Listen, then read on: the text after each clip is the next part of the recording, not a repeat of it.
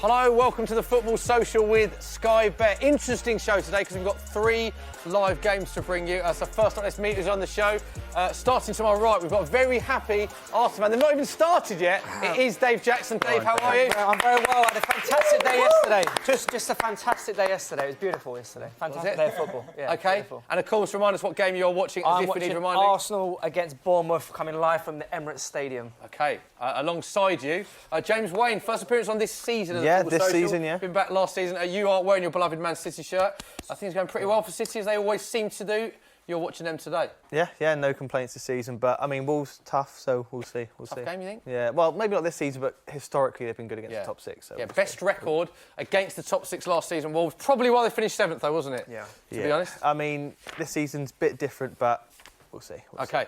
Back as well. First appearance this season, good friend of mine, Tubes. How are you? Good, thank you. Tubes, you're watching Chelsea travelling Southampton. How do you see that one going? Chelsea are going to win that, I think. I think they're going to win 2-1, and I'm loving Chelsea this season. I love the youngsters, love Super Frank, love Jody. I'm buzzing about the whole thing. I've seen you tweet a lot. You're very happy, even though Chelsea good going forward, conceded a lot of goals, but you're very optimistic because of Lampard, Jody Morris, a lot of young English talent coming through. You're very optimistic about Chelsea. Absolutely. I think the club just needed rebuilding, and Super Frank's the perfect guy to do that, and that's what he's doing.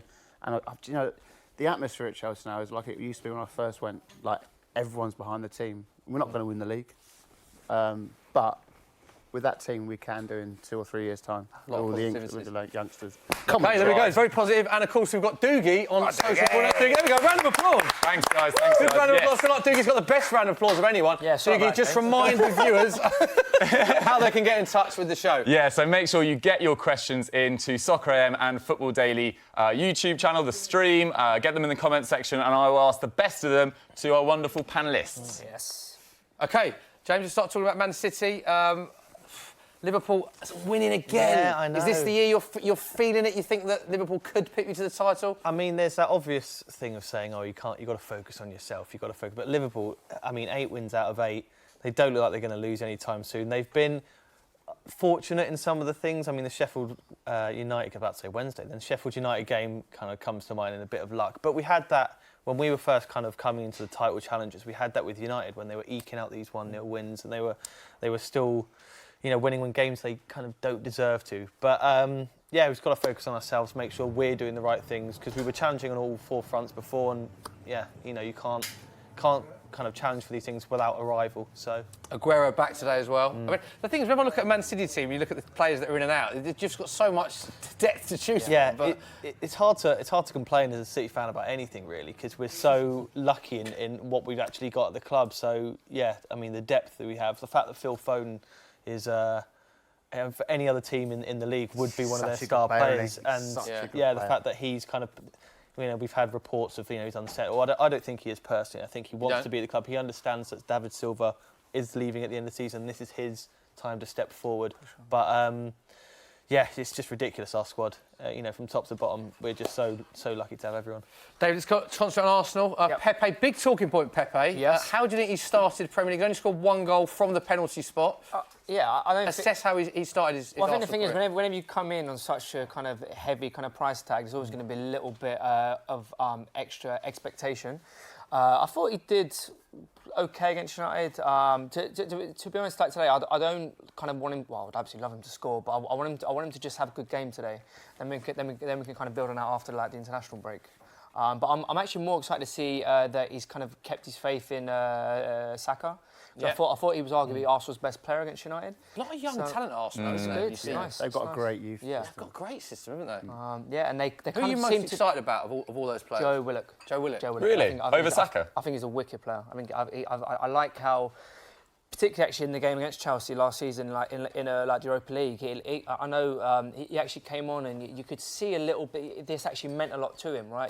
Actually wearing the shirt, and the thing I love about him as well, he's always showing for the ball. Even when we're kind of away at when we're away at kind of like an Anfield, he still wants the football, wants to try and take the team actually forward. So for me, it's Joe Willock. So, Tubes, Chelsea, you said earlier, you're not going to win the league. I think we know that there's a big gap now between the top 2 and the rest. Where do you look at Chelsea's realistically this season? Because Spurs are struggling. Well, I was going to say, with all Man United are struggling. With all the teams around us, At the start of the season, I said I'd be happy with top 6. But the way the youngsters have gelled already, I could say we can get top 4. Top 4? Yeah, I just think it's brilliant. Callum Hudson-Odoi, he's back. What a player. He's back. He's starting today. We've got Loftus-Cheek to come back. These are the scenes we can bring you actually from St Mary's Tubes. Chelsea, moments away from kick-off. Don't forget, all 3 of our games kick off at exactly the same time. Chelsea at St Mary's, of course. Southampton make 2 changes, interestingly, to the team that lost 2-1 at Tottenham last weekend. Jan Valery and Shane Long come into the side with Sofiane Boufal dropping to the bench. Centre-back Yannick Vestergaard misses out altogether. Chelsea Team News Tubes, want to get your thoughts on this. 3 changes from the Premier League home win versus Brighton last weekend. Zuma, Kante and Hudson-Odoi replaced Christensen, Barkley and Pedro. So similar to Chelsea, obviously not the same strength and depth that Man City have, but you have got a lot of options going forward this season, it seems. Going forward, but the one I'm surprised about, I thought Reece James would have started today. You started him, yeah. Yeah, because I know Jody and Frank absolutely love Reece James, and I think a couple of months' time, everyone's going to be going, "Oh my God, this guy is superb." That good? He's brilliant. He's so good. I thought he'd start instead of Dave as Belaquetta. Really? Wow. So, yeah, I did. Okay. That's what I thought. But I was wrong. Arsenal. He was wrong. Teams are also out at the Emirates, Dave. Your beloved Arsenal. Arsenal versus Bournemouth. Arsenal making 1 change to the side that drew at Man United in their last Premier League game on Monday. Dani Ceballos coming in for Lucas Torreira, who drops to the bench. So these are the scenes, live scenes right now. Thoughts on that? Well, I think this is probably a good game for Dani Ceballos. We're playing at home. It's a little bit more difficult when you're playing away. So the fact that, as I say, we are kind of playing at home. But to be honest, I would have played Torreira over Granit Xhaka.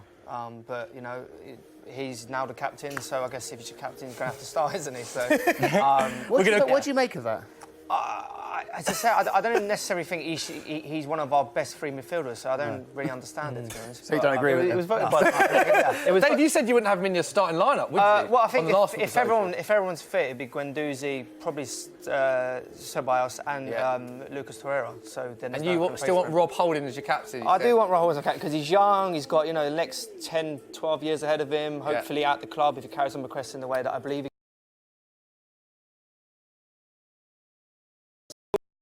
because he's one of the only players in that lineup that's bound to play. I'm very cautious about us just giving our best player the captaincy because every time we've done that over the last 15 years, we end up selling that player at the end of the season. Cesc, Henry, I also think as well, Van Persie, if he's playing so well, don't give him the pressure of the captaincy. It's like the England cricket situation. Whoever becomes England cricket captain, there's suddenly their form then dips because of the extra pressure. Just let him play. He's on absolute fire. Interestingly, Bournemouth unchanged from the side that drew against West Ham last time out. Philip Binney makes his 100th English career appearance today. We can bring you scenes from our 3rd and final game. Don't forget, all games kicking off at the same time. James, it's come to you. Man City against Wolves. 3 changes from Man City's Premier League winner Everton last weekend. Cancelo, David Silva and Sergio Aguero in for Zinchenko, De Bruyne and Jesus. You're just going off what I was saying earlier. The options you've got. It's a joke, mate. I said it was stupid. It's still stupid. I can understand. The only one that's kind of slightly surprising is Cancelo. But if you know Cancelo, it's not that surprising, the fact that he can play both sides. Both fullback positions and Zinchenko. I mean, it's hard to criticise Zinchenko because he is, he's come up as an attacking midfielder and he's been phenomenal playing that left back role. So I can't really criticise him too much, but it's been a slightly bit, wobbly. And we knew when we signed him he can cover that side. So this is a normal team. Interesting, Wolves make 3 changes from their win against Watford last weekend. Ruben Neves, Ruben Vinagre and Patrick Catroni all return to the starting lineup. So that is your team news for the 3 games. We are moments away before kick-off. Let's have a look at the Sky Bet team odds. We've all clubbed together and given you some of our thoughts, what we think might unfold. James Wayne, Bolly, to score the first goal and City to win 4-1.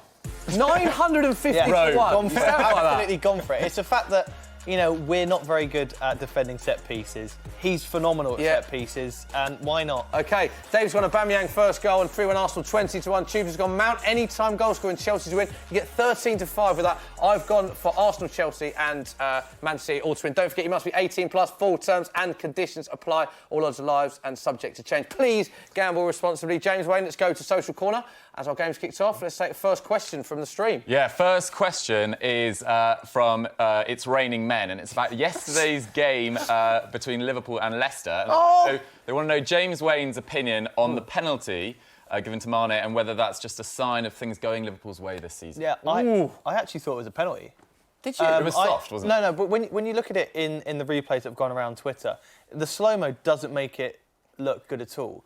But what I think actually happened is, I think it was all Brighton. His knee goes into the hip of Mane. So I was like, that's fair. In terms of them getting last, it happens.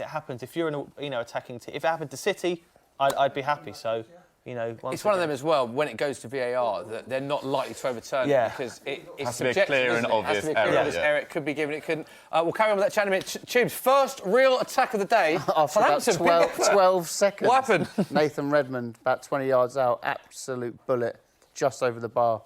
Saints have started well, to be fair. First minute, first chance for Chelsea. Let's go back to Doogie. Any further questions on the stream? Yes. It's Get Wenger Back In has asked, Dave, do you want Arsene Wenger to come back, or are you happy with Unai Emery as it stands? I would have. Always thinking about it. Well, no. I'm always to the day I die. I'd be very pro Arsene Wenger. I think it's probably the right time for him to move on.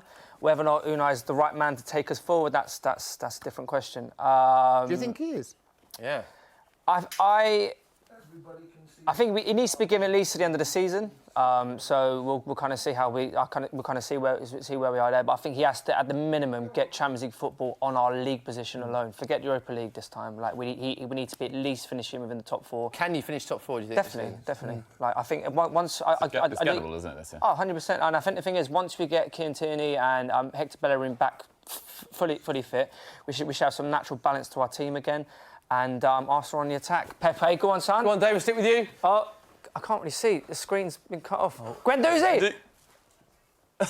We will move the screen so that we can see both of them. Yeah, perfect. Yeah, Guendouzi. So a nice little free-flowing attack there from Arsenal. That's extreme. Pepe is going to come good, Adam Smith. Right? Unai Emery is one of the nicest men I've ever met. Oh yeah, nice. Such a lovely bloke. That's perfect. Yeah. And he's had a really good teeth job as well. He has. Yeah. Real glow up over the summer. It's really good. Well done, Unai. And the monitor has been moved for Dave, so there you go. You can see your beloved Arsenal. I do appreciate it. How have Arsenal started? Only a few minutes in. So we have started okay. On the front foot. Chance for City. Man City. Who's that? Aguero? James Wayne, talk us through that one, mate. Really good play from Cancelo down the left, getting the ball to Sterling, cut it back. A few little fumbles from Aguero, just kind of shooting the ball into some Wolves players, but got possession again. Another chance for us as well. Gone behind for a corner. All your team news, incidentally, is on your screen now. So there you go. That is the team news. Saka looks a proper player. He does, doesn't he? The fact he's only 18, he looks a proper player, man. Yeah, I love how just adventurous he is. He just likes to try and take his man on. It's fantastic to witness. He's very excited. Adam Smith, full name. Brilliant. Just going back to the Wenger thing. Go on. Is that even a thing? Are people even talking about Wenger coming back? No, I think It's more Unai, really. I think. Why Unai? Why? What's he done wrong? I think people were just expecting more progression. I mean, they only finished. Start the season. But 1 point ahead of last year. I think they've conceded after 5 games. They conceded the most shots in Europe's top 5 leagues. Yeah, that was a staggering stat. I think it was so strange. Like 90% of the last season I loved. It was just them last 5 games that they chucked it away. To beat Palace and failing to beat Brighton. Palace, Brighton. Race for the top 4 it was ridiculous. incredible. How many points to drop? Yeah. It's like Tottenham fans now saying Poch out. That's stupid. That's the most ridiculous statement. Let's talk about yesterday then. Let's get it done. Oh, chance! Corner in every game of that. Go on, David Luiz! No, it's nowhere near it. Bit of action, get it over and done with. Tottenham, Brighton. What's a big Brighton fan. He's wearing a Brighton shirt. Easy. There he is. 10 in a week, Smithy. Yay! Correct. I was at the Bayern Munich game. Was it fun? What did you make of the game, Dave? Which one, the Bayern game or the Brighton game? The Brighton game. Oh, the Brighton game. I thought Brighton were phenomenal. I thought they fully deserved to not just win. That's a really good point, actually. A lot of the time when a Big Six, one of the Big Six lose, they often hone in on how bad or how unlike the Big Six they were in performance. But I think Brighton deserve a lot of credit for how well they played. I think that they were right. It kind of helped. Yeah, they were right. It kind of helps if you've got a goal after what was it, minute, 2 minute, whatever it was, right? But they pressed the ball, and the young kid up top, he looked absolutely fantastic. Aaron Connolly. Yeah, he looked awesome. Debut Premier League appearance. Chance. Chance wrong! Dave Jackson, big chance. It's the man that's been on fire for you. Tell us what happened. Bamiyam receives the ball on the top left-hand side of the pitch, takes a touch and just has a crack. And it went on the replay. It was actually not further away than I thought it was. But it was close. It's one of them where you see it on camera one and you think it's going to the back of the net. It wasn't actually that far away. Yeah. But yeah, full credit to Aaron Connolly. Like one of his first appearances for Brighton was running the show. I thought Spurs just both Alderweireld and Vertonghen weren't at their best, and also, obviously you can't also underestimate the Chance, big chance, Chance! It's a 50 game for Wolves. Oh, what a bad shot. Who is that? James Wayne, talk us through this. He's no Willy Bolly, is he? One-on-one. Patrick Catrone. Catrone should score, shouldn't he? Well, we just absolutely gave him the ball. chance. Look, if you watch this back, this is horrendous. What's the defending there? Oh no! Onside. We just. So you are all over the shop at the back. Absolutely played him onside. Catrone running down. Terrible shot from Catrone. To be atrocious. fair, should be doing a lot better. This should be 1-0 Wolves. To be fair. Big chance. Great season. Really Last season, as we got away with it said. there. The team outside the top six that had more points against the top six finished 7th last season, of course, FA Cup semi-final. They are struggling this season. It should have been 1-0. Yeah, big time. I think the Europa League's taken a lot out of them. Yeah, I think massively. their squad is actually quite small. I think there's only about 22 players. And I saw this week that they're about 7,000 air miles already. But they seem to have got to grips with it slightly. Their performances in the Europa League have improved. They obviously got that crucial win against Watford last weekend.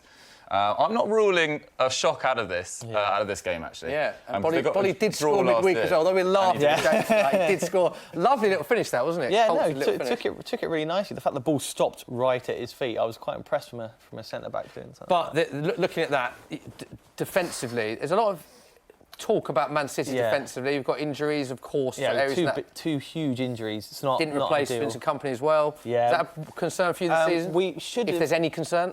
My initial thought was the fact that we've got two very good youngsters that we're kind of holding back on in Garcia and Harwood Bellis. But we seem to have obviously adopted Fernandinho in that centre-back role, which I think he's a phenomenal player. And I've actually enjoyed him playing that role. But yeah, it's not ideal having your two... In a perfect scenario, Stones and Laporte would be our starting centre-backs. And obviously they're both injured. It's not ideal. We're dealing with it. And I think we've only conceded one goal with this as a partnership so far. So it's not bad. But yeah, we've got holes that can be easily exploited, especially when Edison's playing in the centre. Did you see the video of Harwood?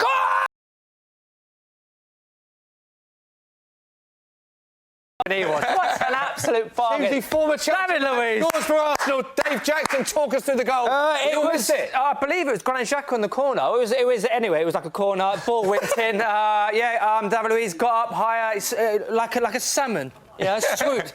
And he just nutted the ball into. Pepe with the assist. Nice. That'll do him good.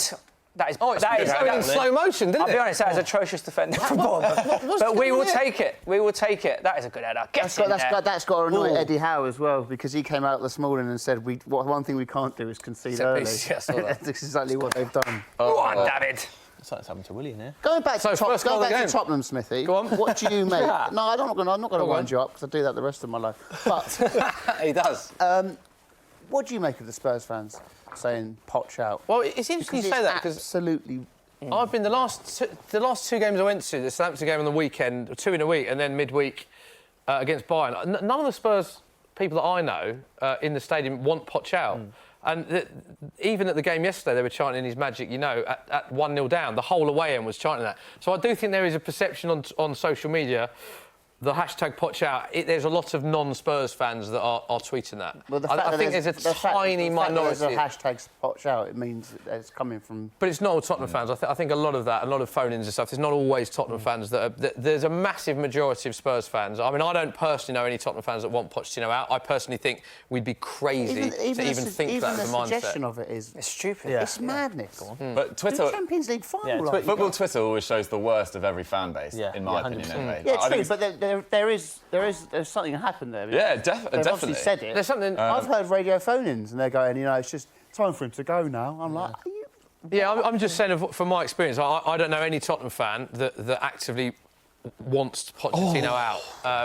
There probably is a minority that do, and the results aren't good. There's no getting away from that. Spurs were poor yesterday, poor in the week as well. What would you say is the problem there? Well, it's a great question, and I probably don't have the answer to it. I don't know what's going on at Tottenham. I'm not as worried as certain fans are, if I'm being brutally honest, because I still look at the league table. I think Spurs are... 8th, yeah? I mean, we're equal with Chelsea. I know you've got a game in hand. We're only a couple of points behind the likes of... I think we're 3 points behind Leicester, who've had a fantastic start to the season. I've got it here, Leicester 14, Tottenham on 11, West Ham a point ahead, and everyone said they've had an amazing start to the season.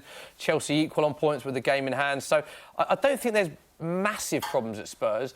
I am surprised, though, with how badly we've started this season. Bearing in mind, from Arsenal there, we didn't really have any major injuries other than the new signings that we've had. The new stadium's there. We've got a fantastic amount of young players, experience. Everything is there for Tottenham to have a very good season. So, and we were terrible. I cannot get away from the fact that we played very poorly. But I'm not overly concerned. I don't think Pochettino's going to go at this stage. If you're asking me, will he be here next season? It's an impossible question to answer because it depends on so many other factors. Something's definitely I don't wrong know. there, It's isn't not it? right. What do you think, Rob? I don't know. It looks like watching the game yesterday against Brighton. Brighton was superb, but just the aura of the players, they were just like, oh. It was flat, wasn't it? Yeah. Dougie, you're probably the best place in the fact that you support obviously Sunderland, yeah. not a rival. Sunderland. Everyone else is a rival for top six here. So what do you think are the major or the main issue at Tottenham? I think that you're actually sort of paying the price for that year where you didn't sign anyone. I think last year you sort of overachieved, particularly in the Champions League. Fantastic run, beating Dortmund,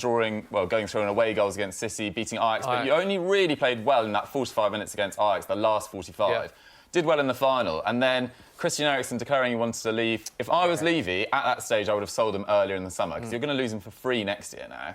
And a bit like the Aaron Ramsey one, wasn't it? Exactly. And it seems like, I'm not blaming it all on Christian Eriksen, but it seems like some of the squad harmony that was so crucial to your success under Pochettino when he first came in seems to have dissipated slightly. But I do agree, Giovanni Lo Celso will be a big impact when he comes in. I think Ndombele started very well. But then also the decision to sell Kieran Trippier and leave it with Juan Foyt and Walker Peters. That's a strange one, that was a strange one as well. So I think it's a combination of things. But I'm kind of with you. I think Pochettino is the man to sort it out. Be careful what you wish for, Spurs fans. Like, you finished three times in the top four from 1990 to when he took over. You finished 4 times in the last 6 years. So be careful what you wish for. Who would you get that's better than Poch? Exactly. At this stage, no one. I wouldn't even entertain the idea. No one. For me, he's... And going back to what you were saying about Emery, for me... I've been very lucky enough to work with Pochettino on 4 occasions, and he's one of the classy. You've worked with him as well. Absolute dude, isn't he? Epitomises class. Super charismatic. And the whole of that club is filtered down by how he carries himself. I'm not talking about him as a manager. I'm talking about him as a person here. No, the guy is absolute class. Like, I watched all of the post-match. I don't know why, actually. I watched all the reaction of the first game. The last 3-0 was very painful. But I watched all of it, and even just shaking everyone's hands. And just the guy is a class act, and he's a great manager. I wouldn't even entertain the idea of not having him at our football club. He's brilliant. What will happen? I think it's an impossible question. The fact that none of us can answer it sort of epitomises the situation. I think other top managers, I don't think they'd want to work with Levy, to be honest, where it's he's well, no way. Right, I think if you've come with a stronger pedigree, I don't know, like an Allegri or whatever, right? It's like it's you have to be able to. I think the fact that Pochettino is even still there is what's going on, because the fact that he had to get Champions League football without spending a penny is ridiculous. Yeah. Injury in the Man City game? Yeah, Saiss has... I think he's pulled a muscle. He's cleared the ball. Doesn't he? Yeah, it's early in the game, and it's a bit of a... Well, I don't mean to rhyme here, but it's a bit of a shame. He's tried to kind of tussle the ball. He's tossing with Aguero. He's just cleared the ball out and he's pulled up. Unfortunately, they've had to make the sub. He tried to play on, but, yeah, it doesn't look like he can continue. Dave, going back to that, though, is it not equally... the fact that a lot of Arsenal fans want Unai Emery out as well, I know it's a bit different silly. situation, but it's quite early on in his tenure, isn't it? It's an absolute joke. Yeah. That's what it is. Do you find that odd that Arsenal fans want Emery out as well, or a percentage of Arsenal fans, should I say? Absolutely. I mean, what? I just really... I don't get it. Yeah. I don't get it. I'm still in the Unai camp, but I think if he doesn't get Champions League football this season, considering the money we've spent, and it's what would he have had down to be his 4th transfer window? Was that right? Would that have been the third or in January it was 4th. Then I think maybe it's time to at least have a look elsewhere. I think that's like the bigger issue. Like, I think Don't suggest that. I think that's the thing with the Spurs one. Like, Pochettino is arguably one of the best coaches in the world. Like, I just could not understand. So we have like our football. Well. We have like our football daily WhatsApp group, and one of the Spurs fans in there, Sonny, was like, I just literally could not believe it that he was saying it. He'll really regret that. Yeah. Would you take Mourinho at Arsenal? For football reasons, 100%. Yeah. But I think with somewhere like the way that he kind of his abrasive nature. Well, it's not even. I don't care. The thing is, if he was winning, I would not care whatsoever about that. But I think the way that he disrespected Wenger and some of them, I just don't think that was, It'd be hard for an Boss, can you ever really manage Chelsea, Man United, and Arsenal? I can't see that. Yeah. Mourinho would. Guys, I've got a question from Cameron Hazelwood. Who will win the Golden Boot? Tubes, do you think it could be Tammy? Oh, what a ball! Oh. That would be a shock, but he's only one behind Aguero as it stands. Yeah. I would absolutely love Tammy to do it. I really would. Chance for Tammy, speaking of it. I could tell you in a minute. That's surely gone over. What a clip. It's a goal. That's a goal. Technology shoot. That's another one for Tammy. Tammy can win the Golden Boot. You don't think you can win the Golden Boot? Tammy, That's the best timed question in football so far. Tammy Abraham. What's his Hazelwood? Yeah, Cameron Hazelwood. What a legend. He just What a started question. and Tammy Abraham win the Golden Boot. You said I don't think so, and he scored. Cameron the Prophet. Good man. Tubes, talk us through this goal, mate. It is Southampton 0, Chelsea 1. Hudson-Odoi again. I think he put the ball through, bounce. Oh, it's lovely. Tipped over the keeper, and that has crossed the line. Chelsea 1-0. We haven't been good. We're 1-0 up. Get in. Good effort to try and clear off the goal line. Very acrobatic. Hazelwood, ask more questions. Say, can Chelsea win the Champions League? Hazelwood, it's all about Hazelwood. Have more faith in him, Tubesy. He's bagging it. I think he can win the Golden Boot. Yes, of course he can. And guys, keep getting your questions in. Because clearly, the questions lead to goals. So get them in. Talk about Aguero. Talk about Pepe. They're leading to goals here. Sky Bet pillow. So good goal for Chelsea. Lovely finish that, by the way. I like the way you dropped it in there. I like the way you dropped it. There's the Sky Bet pillow. Great attempted clearance, by the way. We all thought that it was a great clearance, but obviously... Oh, Sammy. 8th goal in his last 6 Premier League appearances. Joints top Premier League goal scorer. Why can't he win the Golden Boot, Peter? If he carries on like that, he can. I don't think he will. Only Sterling has scored again. Only Sterling has scored more goals in all competitions for an English club this year than Tammy Abraham. Go on, Pepe. I'm so pleased for Tammy. Yeah, what an impact. So pleased for him. Good goal as well, isn't it? And again, I'm not trying to name drop here. He is such a down-to-earth guy. Yeah, he is. And he's got that sort of the attitude to go to those levels. I'm glad he got his call up. Yeah. Because to And nail Tamori. getting them actually locked down into England is so important. Since the start of last there was season, talk about Tammy Managerial, wasn't it? Abraham scored more goals than any English striker in the top 2 tiers since the start of last season. Phenomenal. 8 goals in his last 7 appearances. This is before today, including 7 in his last 5. Only Sergio Aguero scored more Premier League goals this season. He's gone like the same sort of route as Harry Kane, hasn't he? Out on loan, Yeah. not sulking, just doing it, going, and now... Hat-trick at Molineux as well, Tubes. Huh? Hat-trick at Molineux he scored as well. It's a great hat-trick as well, particularly one of the goals completely turning Conor Cody inside out. But Jacko, we've got a question which could well be directed at you from Michael Roses. Who is the better youngsters, Arsenal or Chelsea? Oh, Chelsea. it's a good question, that. I think the fact that Chelsea players are going to get more minutes, aren't they? So I think that's going to be the fact they're actually going to be playing and actually starting. I think, you kind of have to. Go on! Oh, chance for Arsenal, Dave. What happened there? Pepe is finally starting to come good. He scored, did he? Almost. I know. He's looking right there, Pepe. I think the thing in this game, he's having a little bit more time on the ball, which is Bournemouth giving you a lot of space, really aren't they? Yeah, it's really helping him. But at the moment, you probably would say the Chelsea kids. And chance for City. James, we haven't talked about City yet. How have they played? Really struggling to break them down, to be fair. Wolves have been defending very well. A lot of crosses in from the corner of the box this time. Another one kind of came out to Mahrez and he went for it, but once again blocked. So many blocks in this game. Wolves are defending very, very, very well. So just a reminder of the scores. It is Man City 0, Wolves 0, Southampton 0, Chelsea 1 and Arsenal 1-0 up. First goal of the day thanks to David Luiz against Bournemouth. Arsenal are pressing the ball very, very well today. This is the first time I've seen them this season in the league actually playing particularly well. Oh no, we've done it again, which is nice. Go on, chance Wolves. for Wolves. Go on, Wolves. Another half chance to Wolves. Go on, Jimenez. Chance for Wolves. Great tackle. What is going on at City? Wolves have 2 big chances. We just keep giving the ball to their striker for some reason. Cutrone just running down, giving it to Jimenez, who took a shot. Fernandinho got the last-ditch block in, and then the second shot came in and hit him in the box. He literally just sat up. It was Fernandinho saving us once again, but we are... Twice, wasn't it? It's 2... The biggest chances in this game have come from Wolves, and we have... They'll be kicking themselves they haven't seen.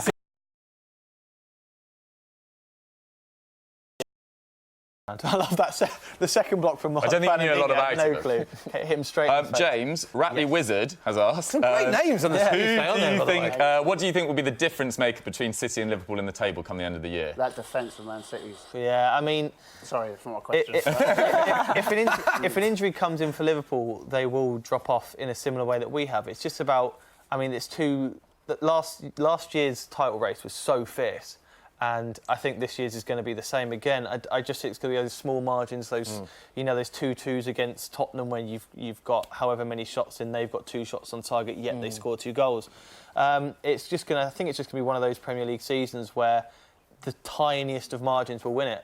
Liverpool have never stopped being fantastic from 3 seasons ago. City similar. So, yeah, I think the finer margins are going to, it's the only thing that's separating them really. Yeah, it's going to be absolutely massive. I mean, Liverpool's defence, we talk about City's defence, but they've only kept 3 clean sheets in all competitions this year. It hasn't been vintage Liverpool defending. I think they came against Sheffield United, Burnley and MK Dons in the Carabao, and otherwise they haven't kept one. They've won 17 games in a row. But they have won 17 games in a row. That forward line, you're always going to be in and around. Phenomenal. If you take Van Dijk out of that defence, then you're going to... I think Matip as well has been exceptional this year. Fantastic, As well. but I think Van Dijk holds that all together. He's telling them, like, it's like JT back at Chelsea. He'd be like, you're there, he's just such, he commands that back line. Yeah. But you take him out of that team, then, Man City have definitely got a chance. I was looking at the heat maps of Van Dijk and Joel Matip, and they are as identical as you can have for a centre-back pairing. They're literally just so in tune with each other. And a lot of the stats from Matip have actually been better than Van Dijk this season. But I agree with Tubes what he's saying. I think if you took Matip out, you've got the likes of Lovren, you've got Joe Gomez. Whereas I think if you take Van Dijk out, from being at the Champions League final, I was sat behind the goal, and Van Dijk just talks, communicates, it just controls the whole back line. So I think it's what he does as well as on the pitch in terms of how much they look up to him. Yeah. Took him out of the team, or if they got an injury, because Liverpool were quite lucky with injuries last season. I don't seem to remember anyone getting injured Except for a long Oxford, period his of time. long-term injury, but that's about it. If you look at Man City had players, Spurs had a host of injuries last season. Arsenal did. Liverpool, their front 3 seem to play every single game. So I think that's a fear for me with Liverpool. If one of them does get injured, how they cope with that. Yeah. Chance for Arsenal. I think he's given a penalty, Dave. Pepe. Oh, chance for Wolves. Chance for Wolves again. Got a score. This is... what is going on at Wolves? How 3 identical chances for Wolves. Well, there's 2 big incidents and a penalty shout for Arsenal. Let's go to Pepe. Let's go to Dave. Yeah, he's tried to take on his man. Is this a penalty for you? No, never. Not a penalty for you? Not for me. I've seen him given. Has it, just to confirm, has the referee given this? It's not a penalty? No, I don't believe it is. Is he still talking there having a look? Oh, VAR's having a look. VAR's looking at it. Never a penalty. What's the original decision, Dave? Because they've only overturned it if it's clear and obvious error. I think the Bournemouth defender's clearly won that. He's not the ball under Pepe's. It's one of these that the I've ball, seen isn't it? given and I've seen not. It's very subjective. There is contact. I don't think that's a pen.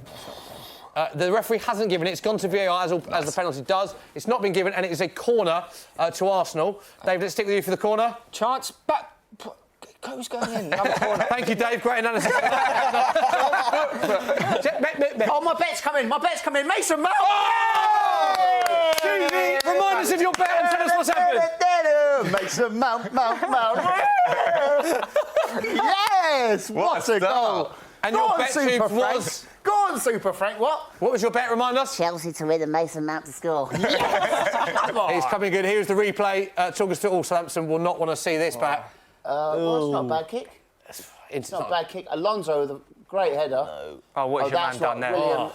Was that Bednarak? Jorginho, I want to talk about Jorginho, by the way. That's Williams thread through Mason Mount. Watson is 2-0 Chelsea. Bang. Not great defending from Southampton perspective, but the ball is in the back of the net. It's Southampton 0, Chelsea 2. And we didn't start well for the first 10-15. We've come alive. Mason Mount, what a finish. Can I speak about Jorginho? Yes, speak about Jorginho, Peter. A footballer. Last year he got a bit of stick, but I don't think Maurizio Sarri let him be the player he is. Right. This year he's been unbelievable. What do you mean by that, in terms of where he played him? Or? Well, he was playing him in the Kante role, wasn't he? Yeah. So straight away Chelsea fans were going, that's Kante's role, role, which it is. Yeah. But now he just sort of roams around the middle. He's not box to box, he's never going to be.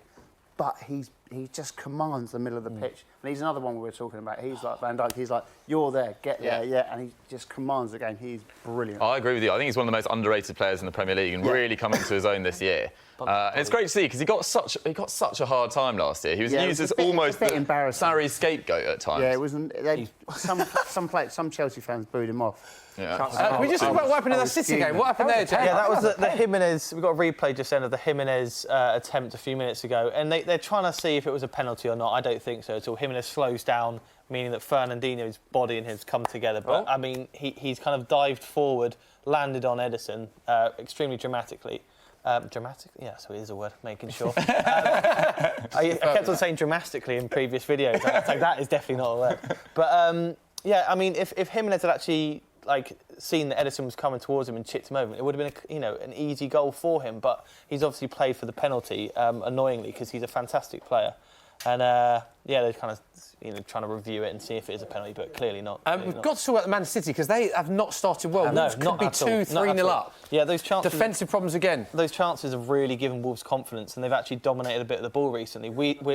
Right now we're looking, scared of the having possession, which is quite characteristic of this side.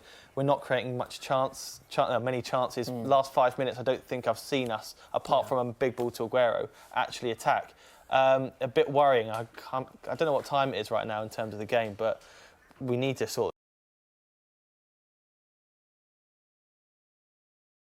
at the moment. Another chance for Mason Mount, Pete, in your game? Mount. Yeah, the last 5 minutes we have looked unbelievable. Really flowing football. It's been great. Hudson-Odoi causing problems. Jacko, we've got a question for you from Calippo Shot. And I've got to say, the Sunday social names. Sorry, can you just repeat who that question's from? Calippo Shot. And they want to know, what are your thoughts on the Ozil situation? Do you want to see him brought back into the team? Or would you rather We get him have off to the talk wave? about Mesut Ozil trending on Twitter, not in the squad again, Dave. So for my thing and for this whole period is unless you are going to play him, he needs to be moved on. It's just ridiculous to have a player, A, that good, and B, to be on them kind of wages. If he's not even going to... At like this stage, if he's not even going to play in the Europa League, it's just absolutely... Chance for Wolves again! James Wade! God, what's just going on at Man City? All over the place. Jimenez getting the ball on the right-hand side. Great ball in. I didn't see who took the shot, but it's just really, really awful football from City. Every tack they're having, they're straight in every single time. And it's just not great. Dave, you're looking at this game. What have you made of... You've got your corner of your eye on the Man City game. Have you been surprised with that Man City started? I think what's more worrying from a Man City point of view is the three big chances of Wolves have been almost identical. So if you are making mistakes and then you're actually trying to rectify them, then that's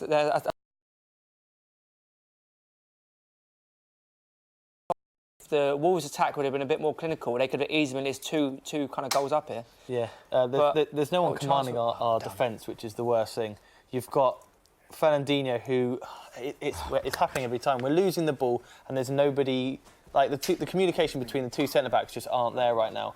Fernandinho is literally just letting Otamendi do what he wants. Otamendi's letting Fernandinho do what he wants, and it's just creating huge gaps for Wolves to play into. But in other news, this is the best I've seen Arsenal play this season. We're playing really, really well. Yeah? We're playing really well. OK. But importantly, it's Man City 0, Wolves 0. So Wolves fans watching this, they need a goal badly because you've got to take the chances at the end. You know that Pep Guardiola will have strong words at half-time. And City will probably score 15 goals or something outrageous like that. If my bet's coming in, it's going to be a crazy second half. Wayno, on the topic of Man City, Rudy LUFC has asked, do Man City go for the Champions League and forget about the title? I don't know why we aren't going for it. Why we'd have to focus on one thing rather than the other. We should be. I mean, we challenged on all four fronts last season. Unfortunate game against Tottenham, but that happens. I like it, mate. You know, but it's one of those things. You know, we won 4 trophies last season. Challenged on every front, so that we shouldn't be focusing on one rather than the other. We should be going for absolutely everything we can do, and I don't see why you would dip out of one competition just for another. Like, footballers want to win, they want to play. I never understood. Yeah, it's a silly mentality to have for an elite team. Should we focus on the Champions League? So what are you going to do? Just sack off the Premier League? Yeah, just not turn up for a game. Because it's also as well... Oh, Southampton goal! Tuesday, I've noticed you're not as animated as this goal than the previous goal in this game. Can you describe this goal in detail for me, please, my friend? No. Hello. Danny Ings scored. Thank you, Tubes. I do want to go any closer. Camera 2 to Tubes' body language there, because it is a picture. There it is. You going to describe this for us, Tubes? Danny Ings scored. Pulled across the box. Very big close-up, that. Yeah. It is. What big enough face as it is.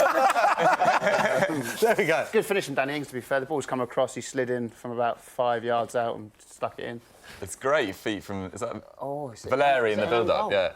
There we go. So Danny Ings' 6th goal in 8 games against the Big Six sides. He liked scoring against the Big Six. Of course, scored against Spurs last week.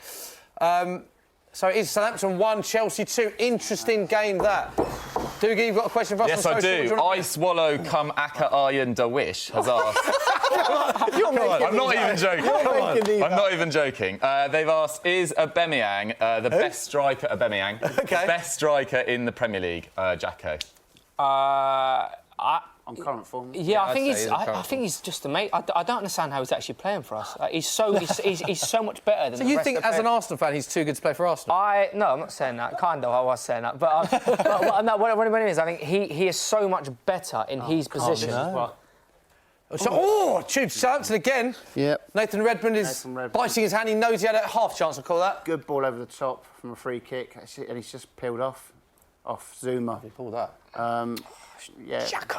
Zuma's been a bit inconsistent at the start of this year. He had that very poor game against Man United and then looked to be coming back into a bit of form. I actually thought he played pretty well against Lille during the midweek game. But sleeping there... I personally prefer Christensen Christensen. Tomori, who's Christensen tomorrow. And Rudiger when he comes back. Of course, Rudiger still come back. I'd probably go Rudiger and Tomori. But Fair. I do like Zuma, but I just think, like you say, sometimes he switches off. Jimbo, on the topic of central defenders, Adzim Van Doom, again, has asked, should Man City sign a new defender? You're rumoured with Romagnoli of AC Milan and Skriniar, or keep it going with the current players and your young players coming through? Yeah, I think we're going to sign. hear a lot of... we're going to sign some form of centre-back. I've heard Soyuncu as well, which I quite like him, to be fair. I think we will do. We always do. You know, if we've got an issue, we'll throw money at it. It's been the City way for a long while, and this issue... Like with last season having Kevin De Bruyne out for the whole season, it's something that we could manage with. You know, we didn't have that fantastic, arguably our best player in the team, but this is a genuine, problem right now. Having our 2 best centre backs injured for, I mean, Stones is a shorter term injury, but I mean, you don't want this to be an issue, and so I guess we'll throw money at somebody. I would be extremely surprised if we did kind of promote either Garcia or Harwood Bellis. It would be Garcia if anyone, but I'd be very, very surprised because unfortunately, like kind of Chelsea have done over the last years, we're just going to throw money at players instead of playing our youth. Obviously, I'd prefer one of those two to come through, Garcia or Harwood Bellis, but we will chuck injury for... Is this a worry? Well, I think he looks like he might be coming back on. When any footballer holds their hamstring, it's always a massive worry because that's not just an injury you can run off. Frank doesn't... Well, there's a close-up of Frank on the screen. Obviously, you guys at home can't see, but I'm telling you, there's a close-up of Frank on the screen. Go on, Sterling. Go on, Sterling. And he doesn't look... He looks a bit worried. Yeah, he's just walked off. We're waiting to see if he's going to continue. He's with the physio on the side of the pitch. Whilst we wait to see if Tammy... But I think he might be right here, Tuesday. I think he's going to come back on. We will keep you updated with that. We can give you a price boost on your screen right now. Courtesy of our friends at Sky Bet. Doogie loved that price boost. I do. He hadn't even seen it. It is Aubameyang to score from outside the penalty area, Dave Jackson. Was 15-2, now 9-1. Don't forget, you must be 18 plus. Full terms and conditions apply.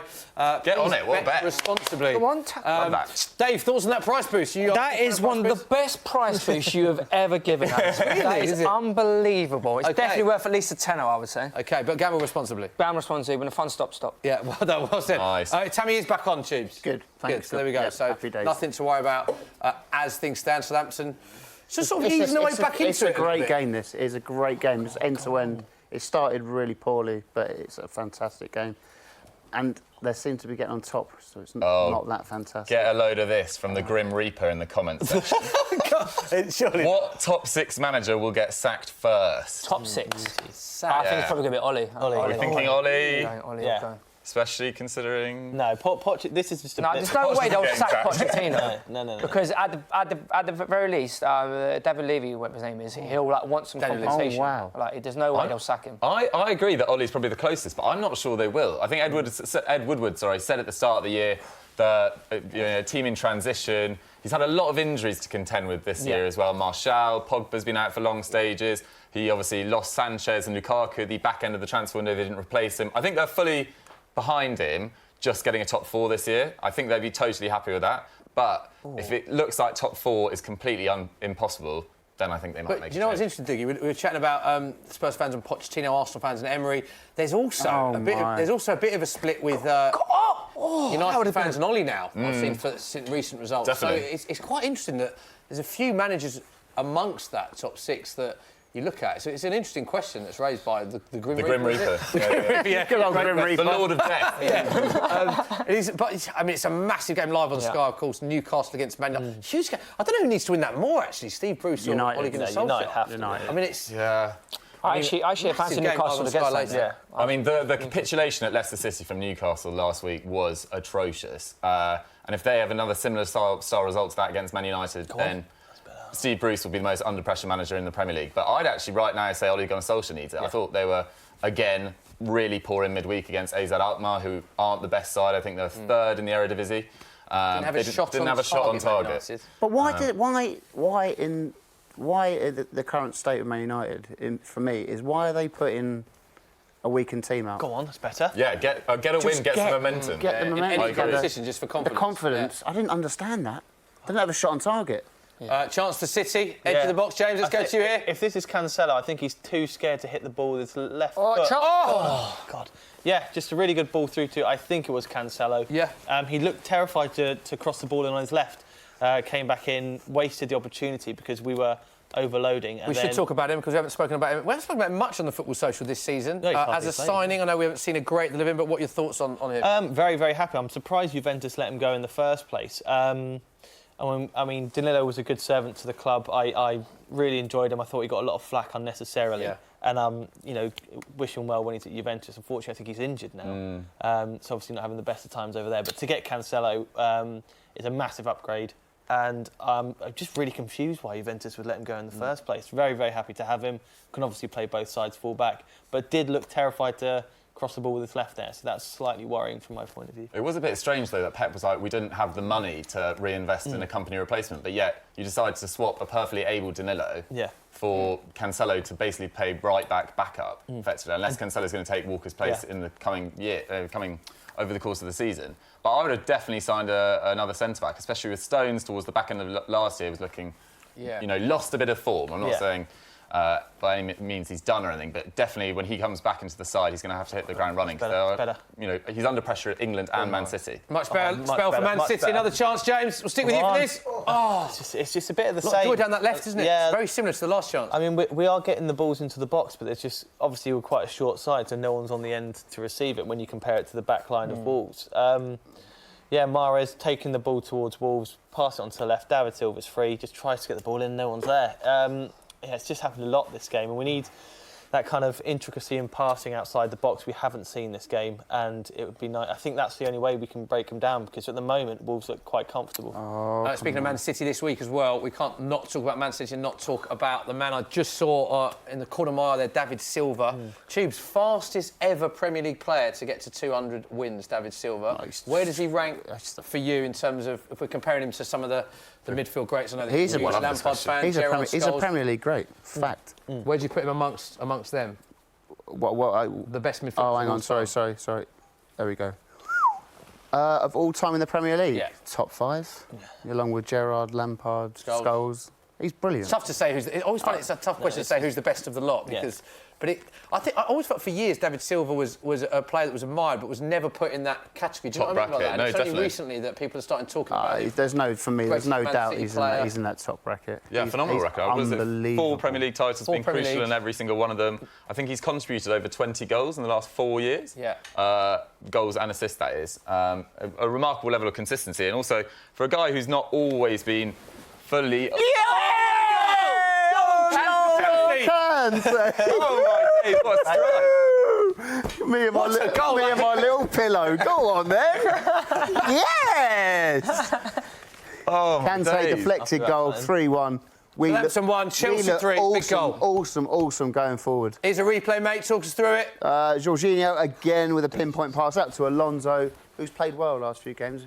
Ball's come across, Kante, 1 touch, 2 touch, bang. Oh, big deflection. deflection. Big deflection, but big goal. Big deflection. It will go to him Much because obviously needed. the rule is if it's going towards the goal, he will get the goal, even though it was going straight to the Yeah. keeper. It will go down as an Angola contact We goal. have played well. We are really gelling as a football team here. I love this.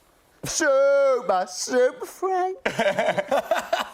Right, we've got a couple of questions in. Who are they from, Doogie? Vavaboom 141 Come on. has told me to get a hair transplant. That's rude. But if you pay for it, Vavaboom, we could do it. Right. Well, compared to Tubes, Not talking about me. We can both get one let's together. have a side by side. Go on, camera 2.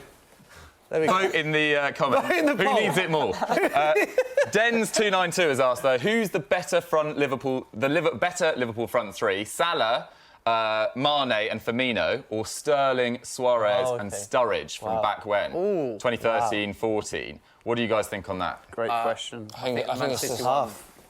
Go on. Sorry, the Liverpool one, Man City one. Liverpool's current front three now, definitely, because, I mean, and don't get me wrong, I'm a huge Raheem Sterling fan now, but the heights he was at then Different wasn't player. what he was now. Yeah. And I think as a three as well, obviously Suarez was fantastic, but was more influential than the other two in terms of goals and assists in that particular season. Whereas the front three of Liverpool now, all of them get goals, all of them get assists. I think that's one of the hardest questions to answer when you say who do you rate the most out of the front three. You can make a case for any three of those. So for me, I would say the current front three. Tubes. I totally agree with, for once, what Adam's just said. Adam. Thanks, Peter. It's no worries, Adam. He's absolutely smashed it. But for me, the best player out the front three for Liverpool is Firmino. I agree with you there as well. Yeah. I think he's been one of the... Yeah. Do you know Jurgen Klopp said that as well in... Did he? Talking about... No, I bet he didn't say that. He said that he is world-class, they're all world-class, but Firmino is world-class all of the time. Yeah, I think he said Mane is sometimes world-class. Salah's often, world-class. Firmino is always. Firmino is always world-class. He's such a clever footballer. He's brilliant. The way he uses space. There might be a pen here for Arsenal. Really? Dave, talk us through what's happening. Dave is very quiet when he watches Arsenal. Well, we haven't played... Gone to VAR. So I think Pepe's heels may have been clipped, so I don't know... What was the original decision? This is It important. was it's not been given. OK, so not a penalty. Not a penalty, probably the right decision. OK. To be fair. There we go. but You'll notice when Dave Arsenal watches not playing Arsenal, well. particularly if Arsenal go behind, you won't hear from Dave for a while. At the moment, so but we're not playing well at the moment. We need to get the second goal because we played very well for this first half of football. So to just give us that extra cushion, I would feel a lot better. Tubes has got an extra cushion if you want it. You ain't taking my lucky cushion. Pepe very much involved today, Dave. He's been a lot brighter today. He's been a lot brighter. But to be fair, we're pressing the ball a lot better, and we're kind of causing issues rather than just hoping something will happen. So it's nice to see, but a bit of a chance of Bournemouth here. What are we doing? Need to clear our lines. And we have. Right, we've had another question. And what's the name, more importantly? Rangan Nick 222. Thoughts on West Ham's start to the season? Obviously, they got that last-minute defeat to Palace yesterday, overturned VAR decision on that Jordan Ayew goal. What have you guys made of West Ham so far? Yeah, just fantastic. Yeah, Pellegrini's kind of sorting that side out to be a European contender. Do you think they break top six, though? For me, they're not in the... I think they could easily push to at least Europa I League. think Leicester are above them in terms of Yeah, more likely but to break into they're it. fighting on that level. Yeah. I mean, Pellegrini is not a manager you want to really doubt, and the players they have are fantastic. The fact that, like... Did you see that goal yesterday? 20-pass move. It's so good goal. nice. It's the fact that a few years ago you had fans invading the pitch, taking the corner flag and shoving it in the middle. And that Burnley game, yeah. And now you've got this... That was only... You're right, that was only 2 years ago, I'm pretty sure. I think that the Sullivans have really kind of looked at what they were doing and thought, let's actually change this. And I think it's one of the best, or kind of the most, it's one of the best reactions from an owner I think I've ever seen in a club, because they were in turmoil before. Yeah, well, I think and now they're such a good. The crucial thing was they got a new director of football in called Mario Hasios, and he got in like Diop, Fabianski, Fornals, Felipe Anderson, Yarmolenko, all these players that are now coming to the fore that have just taken West Ham from a solid mid-table side to, I agree with you, a Europa League contender. I don't think they'll get top six. But they could, be in and around it. The emergence of Declan Rice. Oh, yeah. And Declan Rice as well. Yeah, Tubes, where do you want Declan Rice starting ahead of Winks in an England midfield? Where do you think he sort of ranks in English midfielders at the moment? I think for a sitting midfielder, he's the best. He's the best. Yeah. Better than Winks? Do you? The best midfielder for England? The way in that England role. play, probably. I love Harry Winks as a footballer. But I don't know. I think he'll go Declan Rice, if I'm honest. Fair. But he's brought Fabian Delph back in, hasn't he? Yeah, he has. Yeah, he has, yeah. It's a bit strange, that one. So, I don't know. I think Declan Rice, he's only young still. I think he's got a massive future. But then again, I love Harry Winks. But do you think Harry Winks can play a bit further forward? Yeah, he'll definitely play further forward. Well, Spurs have played a lot I of don't think that's a formations direct this competition, season. if I'm honest. But Smithy, what have you made of Winks this year? Because he does sometimes. Oh, here we go. This is the problem with Chelsea. Chance for Chelsea. Oh, chance for Southampton. Sorry, I'll come back to that in a minute. Yeah, don't worry. Tubes. We're into additional time of the first half. Big chance for Southampton. Yeah, a mistake. Danny Ings again, wasn't it? So here we go. Tomori's come out. He's got caught dear. in possession, and Danny Ings and Jorginho, Back the main again. man, has cleared it off the line. Should Danny Ings do better? It's a bit harsh. It's a good clearance, isn't it? There, Yes, rather than we shouldn't be giving the ball away. into injury time in all three of our games. Don't forget, all kicked off at the same time. Southampton with a needed a goal there really to stand anything. I in love this watching game. Chelsea now. I love this new Chelsea. And make sure you're getting your questions into our panellists in the comments section. We've had some crackers so far, and the most recent was actually from me. I just put one of mine in there. What's your name on there? Yeah, Balding 98. Smithy, Yes. Winks divides opinion pretty much with neutrals. I think most Spurs fans are really behind him. But what do you think about Winks and what do you think about his future in the game? I love Harry Winks as a player. The criticism that he gets from certain fans is that probably doesn't take as many risks and that he does like the safe passes, or what opposition fans say, he likes the sideways pass more often than he won't drive and look for that ball to split the lines. But that's not his role, is it? Exactly what I was about to say. Actually. No one gives Kante a hard time. That isn't his role because we tend to play. I think where we play best is as a 4-2-3-1. He breaks up play fantastically. He's technically very good. He reads the game well. He's very young. I'm a big fan of his. Again, we're talking about players that are nice blokes as well. Fantastic, lovely guy. And I would start him in a fully fit Spurs team. Really? In 11, yeah. I'm a fan of his. But I understand where you come from. He would be in the England squad for me. I think he's a good player. But interesting to see how Chelsea 3-1. how it goes. And on that note, it is the half-time. Let's bring you some half-time scenes. Good half-time for most of our panellists. Yes. For Dave? Yeah, half-time, Arsenal played well. Probably should be These are the scenes up. at Southampton. Southampton 1, Chelsea 3. Tubes very happy. Peter Tubes-Dale on the show. Pretty well, wasn't it, so far? Last chance for Southampton, but it wasn't clear. Danny Ings with the goal. Abraham with the goal. Mason Mount with the goal. It's all going quite well so far. I'm so impressed with what Frank and Jody have done in such a short space of time. I've got to be honest, and I love the new Chelsea. We look a little bit shaky at the back, but that will get better as time goes on. It's just brilliant. I just love it. I'm just really happy. Yeah, very happy. Abraham, Mount and Conte with the goals. Danny Ings for Southampton. The full-time scenes you did see at Arsenal as well. Dave, Arsenal 1, Bournemouth 0. Yes, mate. David Luiz, something like that first half. It looks I wouldn't say it was comfortable, but the better team of the 4-5. It's the best I've seen us play in the league, definitely. We've, as I say, I've said it a few times, we've pressed the football well. Saka has looked very, very sharp Good again. player, isn't he? We could have just done with that second goal just to kind of give us a bit more cushion. But, Emery in? Emery in at the moment. Pepe in, Emery in. Look at so thick of it. They're all resting a couple of goals. These are the scenes at the Etihad. Been our closest game of the lot so far, James. Be honest, have Wolves been the better team in the first half? I wouldn't say they've been the better team, but their game plan is certainly working. They're defending really well, stopping us from getting any clear chances, and have counter-attacked very, I wouldn't say clinically, but they've got themselves into decent positions. Pep really needs to kind of sort this out. There's a lack of cohesion in this team that's quite worrying to see. Yeah. Any changes that you do? You've got the team in front of you, you've got the substitutions in front of you. Would you like to change it a bit? I don't know. I mean, if it's coming from me, I would obviously put Foden in. I think he's a bit more of a creative player than Gundogan.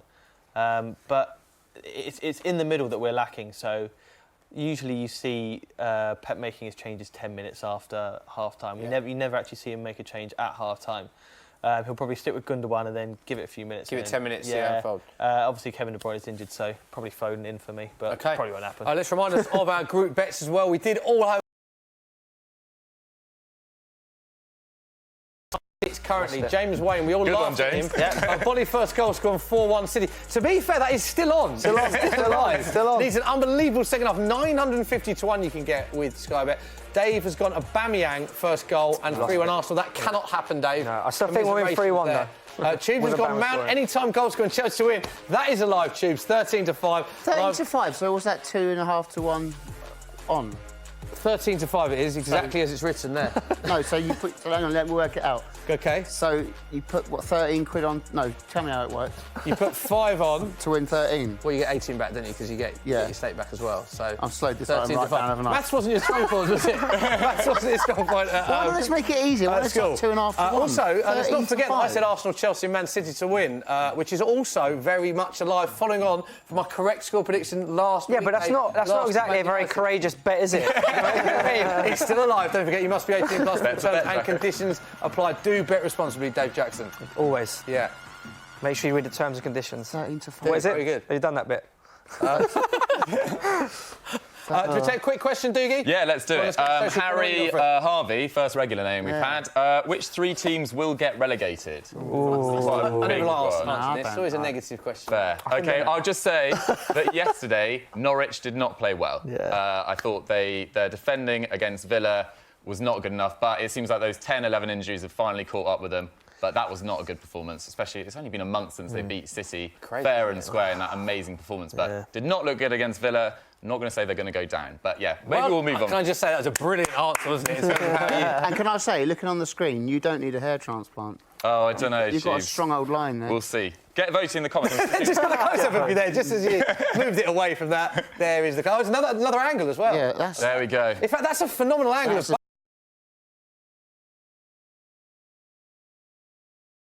in trouble. Go on, for the sake of both of you, right. I think both looking good with your US. I love it. You've gone short as well recently. I think it's a good Yeah, move. because I was going bald. Yeah, you got to do it. On that note, we will move on.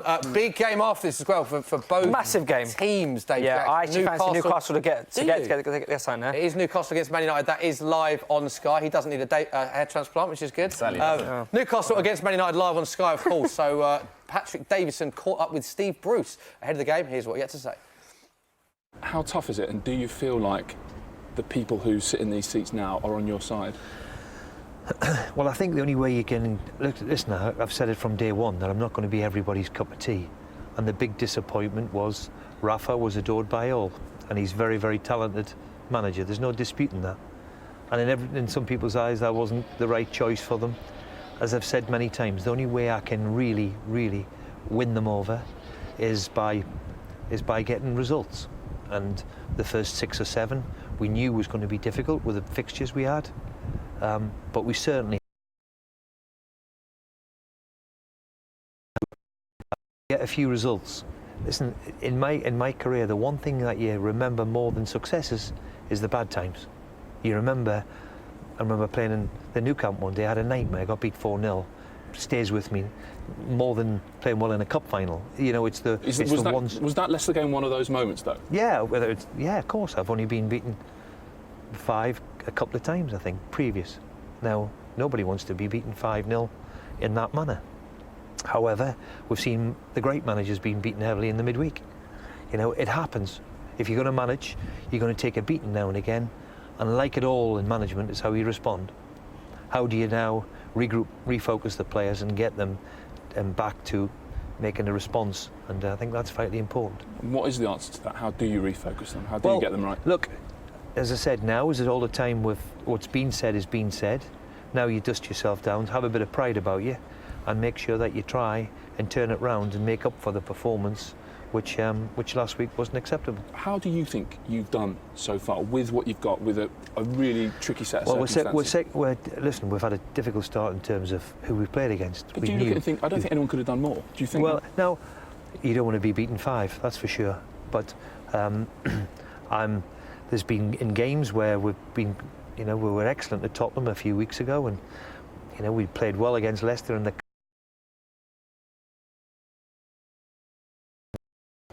with Newcastle, there's always a storm, So, we've just got to keep riding the storm if possible, and get on with it, batten down the hatches, and get on with it, and get a few results.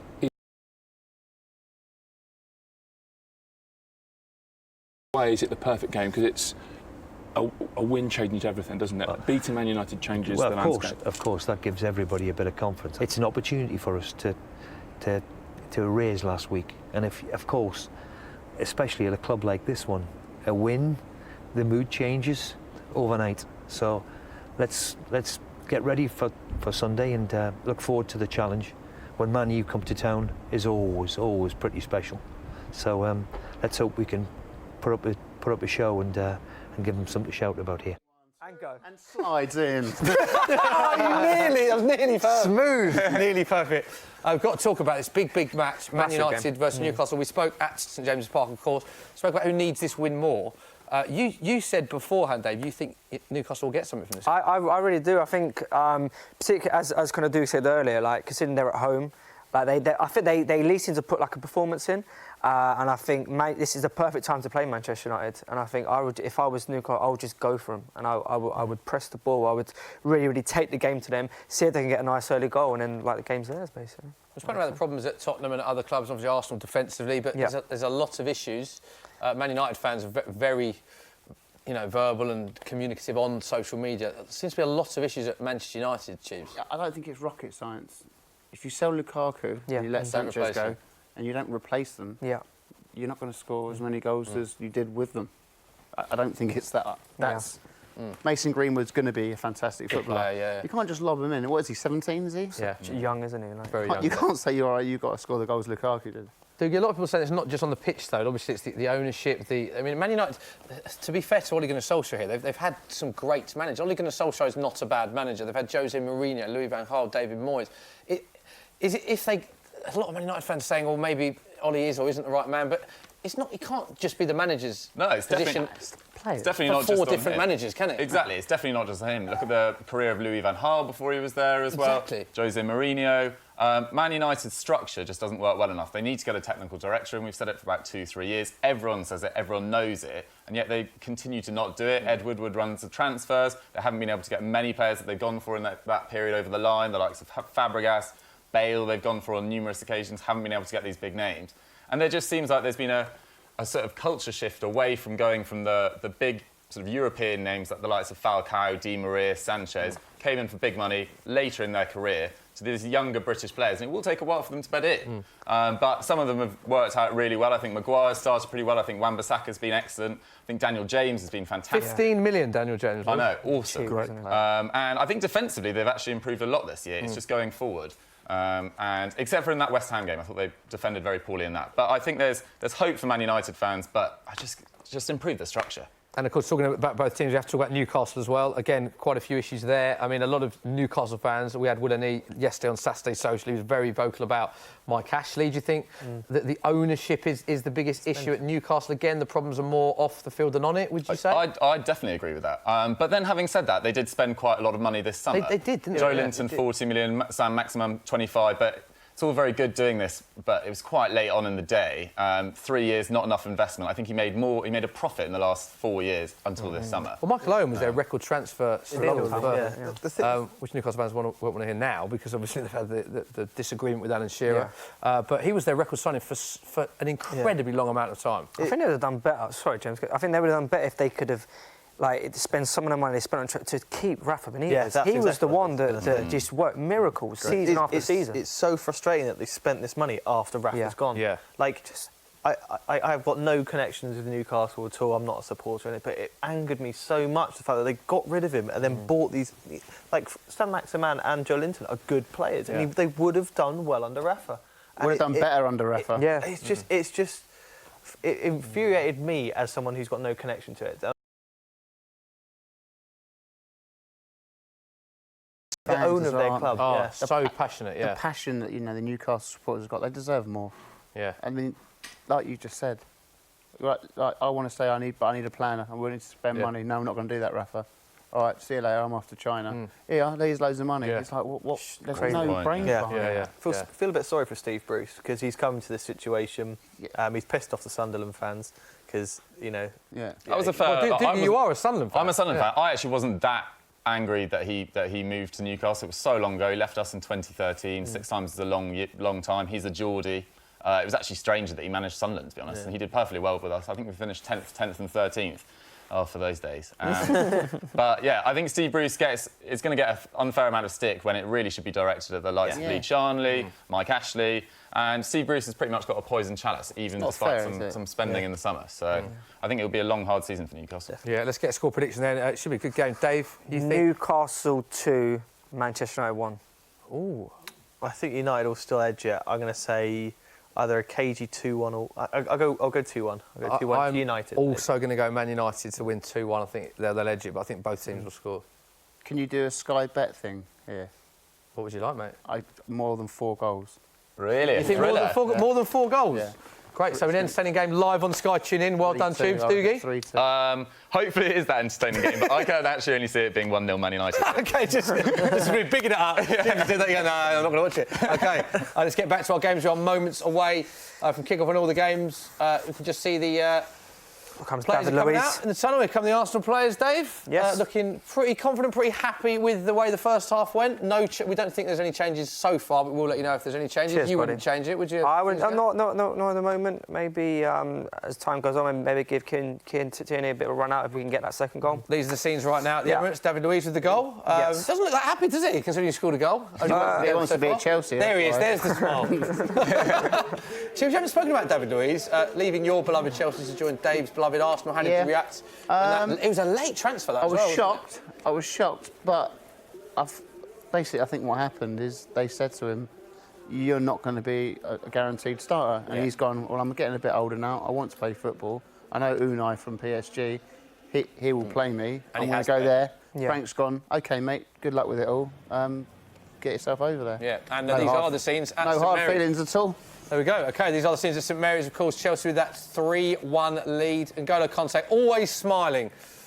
One of the nicest men in football. Everyone says, there he is, scored a goal. Chelsea 3-1. And as I say, don't think there's any changes yet at half-time. But if there are, we will keep you updated. Tammy Abraham amongst the goals as well, Tubes. And in the England squad as well. Yeah, rightfully so. On current form, he can't not be. And Tomori. Do you know what? I didn't think he'd do this as well as he has. As quickly as he has. As quickly as he has. I knew he was going to be a good centre-forward for Chelsea. I'm delighted he got his chance.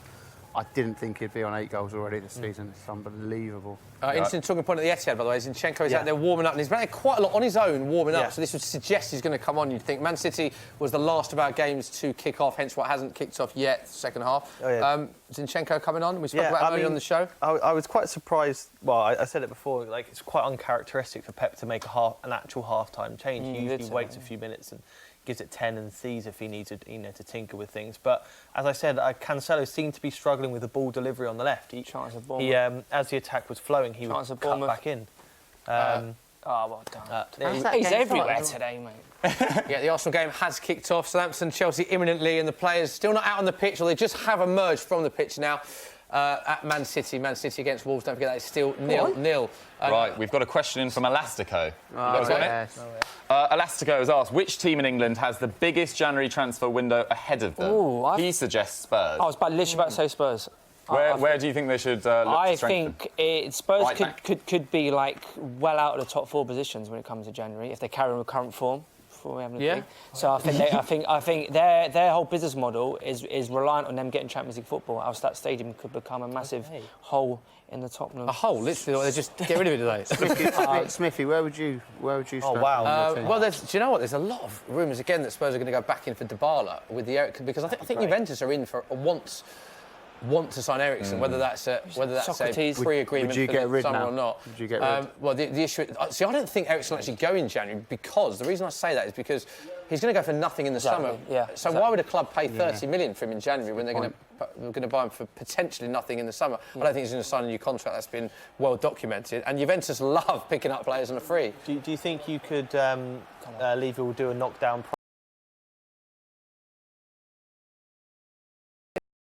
Would have seen by it, He's probably more important to the team for that half a season. Exactly. 30, I think right back is an area we have to strengthen. Oh, yeah, 100%, definitely right back. I also think we need to look at the fact that Jan and Toby are, towards the end of their contracts and age-wise towards the end of their careers. We need to look at that going forward. Have you got any youngsters coming through? Well, I've got Davinson Sanchez, who did have quite a bit of game time. One Foyt has had a very good summer, actually. Oliver Skipp's been around for a while. Yeah. Any Tomoris on the way up, or like from the Spurs youth system? How I'd answer that is, I'd say I don't think there's anyone that we would start ahead of Jan or Toby if everyone's fit. But I think Davinson Sanchez will comfortably become a regular for Tottenham. And he played a lot of game time last season. Don't forget, Spurs actually played originally as a back three with all those threes. In the days when we had Walker and Rose bombing on, we had a back three with those three. So I think he will I think he will look to use him, but I definitely think that's an area we need to strengthen with Jan and Toby on their way out. But yeah, I mean, I do think Spurs need to strengthen quite a bit. The issue is that in January it's very hard to buy players. Get the right players in. At a premium. If you don't get top 4, can you see Harry going? And going, do you know what? I want to win stuff in my career. No disrespect to Tottenham. Do you know what? I've always been fairly confident that Harry Kane is one of the players that's more likely to stay at Spurs. Just even though you've got no Champions League football. He loves the club. We are in the Champions League. No, if you don't. If we don't, sorry. Yeah. The fact that it's his boyhood club, his whole family is Spurs. I've always seen him. Was he actually a boyhood fan? Was he not? Arsenal fan? Yeah, was he an Arsenal fan? He wasn't an Arsenal fan. Let's not talk about that. There's a nice photo of 2004. No, he's Tottenham till he dies. Yeah, he's big got time. a tattoo of He's Tottenham. one of our own. He loves Tottenham. He's never going to leave Tottenham. He's one of our own. Arsenal. Oh, here goes James Wayne. One of our own. You all right? Yeah, all good. Good. Yeah. But sure, I thought there was a question coming there, so I was prepared. no, just checking you're okay. Yeah, I'm fine. But surely him as a top player, surely he has to be winning trophies. And, Is it the same for Aubameyang, like we said earlier? No, I agree. No, it's but Right back at you. Fine then. That's what I was saying. Like, if we are so far off Champions League football again next season, I can see him maybe going. This is one last chance to maybe potentially go and see if we can win. Do you know something. what? The question about Eriksen is different because I think he in his mind, well, he's come up with statements saying he wants a new challenge. So I think he's a player that it will be very hard to keep hold of. Whereas I think Harry Kane has more of an allegiance to Tottenham. And I think winning the Premier League once with... Oh, here he is. This is Tony, the floor manager, just wandered in. Hello, Tony. Tony's famous for his woohoo. Do you want to give us a woohoo in camera? Woohoo! There we go. Thanks, Tony. Milks it a bit. Chance for Chelsea. Hudson-Odoi! Oh, good save. Good save. Hudson-Odoi with the chance. One-on-one. Gunn tips it behind for the corner. Dave, all I was saying, in answer to your question, is I think... Clear the ball! Oh, wow. Oh, what's he done? Oh, must score! Gosh.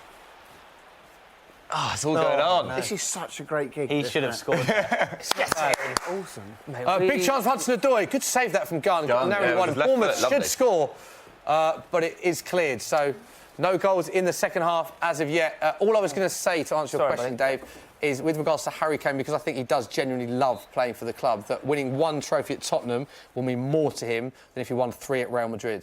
I stand by that. Big. I don't think that's true. It depends. Because the thing I would say, like, so 2 other players you'd put in the same break would be like Alan Shearer and a Steven Gerrard. Right? Exactly. And Alan Shearer actually said exactly that thing. But at least Alan Shearer had won a Premier League. Steven Gerrard had won the Champions League. He won a couple of FA Cups, blah, blah, blah. Whereas Harry Kane is not even going to win like the League Cup. Well, and he needs to move. He has to win trophies. Because they're out the League Cup, yeah. But I'm saying if Harry Kane won the Premier League, not likely this season, of course, but Spurs haven't been a million miles in the past. If we were to strengthen, he was to win a Premier League with Tottenham, I think that would mean more to him than if he won a La Liga with Real Madrid. Oh, well, 100%. But what are the chances of that happening? Yeah.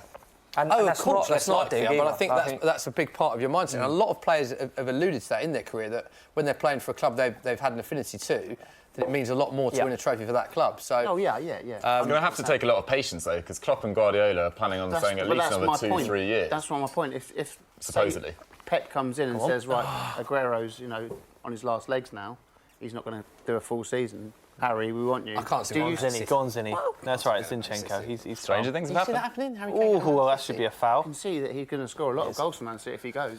I can't see him why Pep wouldn't want him. Bournemouth, man. I'll take it. Yeah, but I know I'd want him. I can't see him going, is what I mean. Depends on how Tottenham do this season. It's a big season for Tottenham. Going back to my original question. Big season for Tottenham. Arsenal v Bournemouth is a lively second half. Yes. Callum Wilson incidentally looking scoring 5 consecutive league games for the first time since March 2014 when he was at Coventry. He scored 3 goals in his 4 Premier League appearances against Arsenal. Loves playing against Arsenal, and he is a 13-2 price boost to score in the match. That was 11-2. Don't forget, you must be 18 plus. It is on your screen right now. Full terms and conditions apply. Dave, let's come to you. Second half's been... We have not started well. Not started well for Arsenal at all. Elaborate on Arsenal not playing well, please. I think probably more that Bournemouth have started. But we just needed a half chance to get the confidence back, and I fully expect us to win this game. But we just need to. That's it. Press that. Dave, can I ask you a question? Do you get more nervous watching Arsenal or England? Because I know that it remembers a football social we did Early days like from the World Heskey. Cup. And Dave didn't speak for about 15 minutes. Because, I think that's because the World Cup. Like the World Cup's a whole different beast, isn't it? But you were sweating, weren't you? there was a lot of sweat. There was all kinds of stuff going on. Really? Yeah. I would say I'm an Arsenal fan first, then an England fan. Okay. Yeah. I'm here. Are you an Arsenal fan as well? No. Big reveal. Clip that one up. Come on, Pepe. Guys, we've got a question from Daniel Chance for Carlton. Oh, it's fine. Oh. It's fine. It's all It's good. fine. It's not like... Wolves fans be watching We'll this. come back to We the are in this question. game. It's all safe. Right, Go Daniel on, Diggy. Carlson has asked a question. If you could make one realistic addition to your team right now, Messi. who would it be? So one dream player that you want in your side. Jacko, should we start with Can you? we make this one that would improve your squad? So I won't say a striker as a Tottenham fan because we've got Harry Kane. So otherwise everyone will say... Your most Ronaldo, needed Messi. area and maybe a player that you can get. Well, if Chelsea do not get Champions League football and they go after Kante, I would absolutely... it still pains me to think that we signed Granit Xhaka for £5 million more than what Chelsea did for... By the way, I don't know if you N'Golo noticed, Tubes, but he's quite opinionated on Granit Xhaka, Dave. Go on. I've noticed. He's not bad, he's just not good. Great bit of analysis. I I would just Kante. love him. I'd like if we could just someone you just had absolute confidence in that he's going to do his job to just Kante. Wayno, who are we sprinkling into your before that, the other thing about Conte, as well as all the traits he's got that I picked up on, you know when he was injured and he came back for his first game, you know when a player's been out injured, usually their fitness levels they sort of ease their way in. He was the fittest player on the pitch, the first game back. It's The guy's a joke. unbelievable. He's so fit. It goes back to the time when he said he was jogging to training, wasn't he? Yeah. That's how fit he is. Do I need a car? No, Yeah. I don't want a car. Yeah. You have to have a car. I just cycle or jog. What a guy. So Conte for Dave Jackson, love it, Arsenal. yeah. Wayno? Mine's a pretty obvious one. It'd be some form of centre-back, commanding centre-back, because I think that's what we're...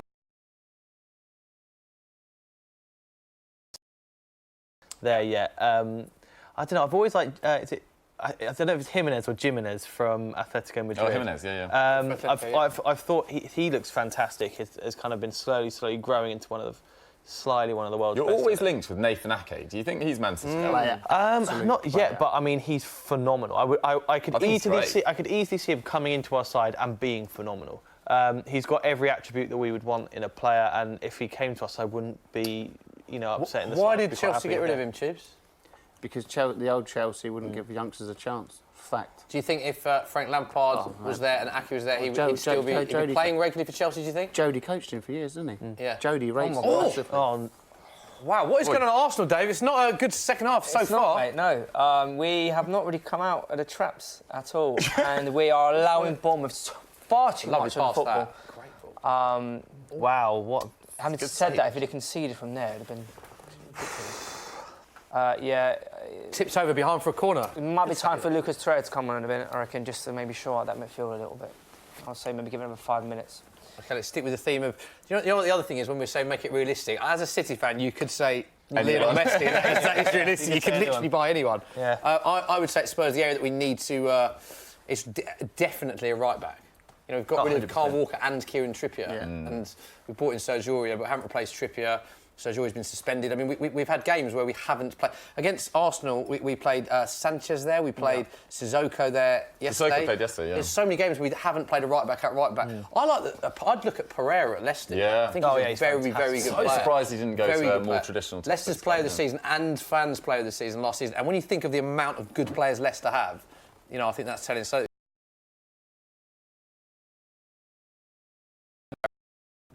been a bit inconsistent this season, but he's a player that a lot of Tottenham are looking at. But Pereira would be one for me if you're saying who's realistic. Yeah, I it's think Dybala, we're going to have to... Something big's going to have to happen. Go on. And the interesting thing with Dybala is actually his image rights. I don't know if you've read into the case. That was the problem in the summer, wasn't it? What's the deal? His image rights are quite complex. He earns a lot of money through his image rights, and it's owned by different parties effectively. That it's when you're linked with him with 2 days left of the transfer window, it's not a quick thing to sort out if he's moving clubs, moving countries and everything like that. So I think it's quite a complex transfer. Football of today, eh? Plus, there's a lot of money involved as well. So I'd say Pereira for a realistic one, but then saying that, Leicester are doing great guns, so why would you want to leave? Tubes? I'm going to... It's been mentioned already. I'd take Nathan Ake back. Really? And I say that is because he can play centre-back and he can play left-back. I think left-back is the place where we are struggling. Really, even when Emerson comes back. Yeah, even when Emerson comes back. No disrespect to Emerson. I think he's a good footballer.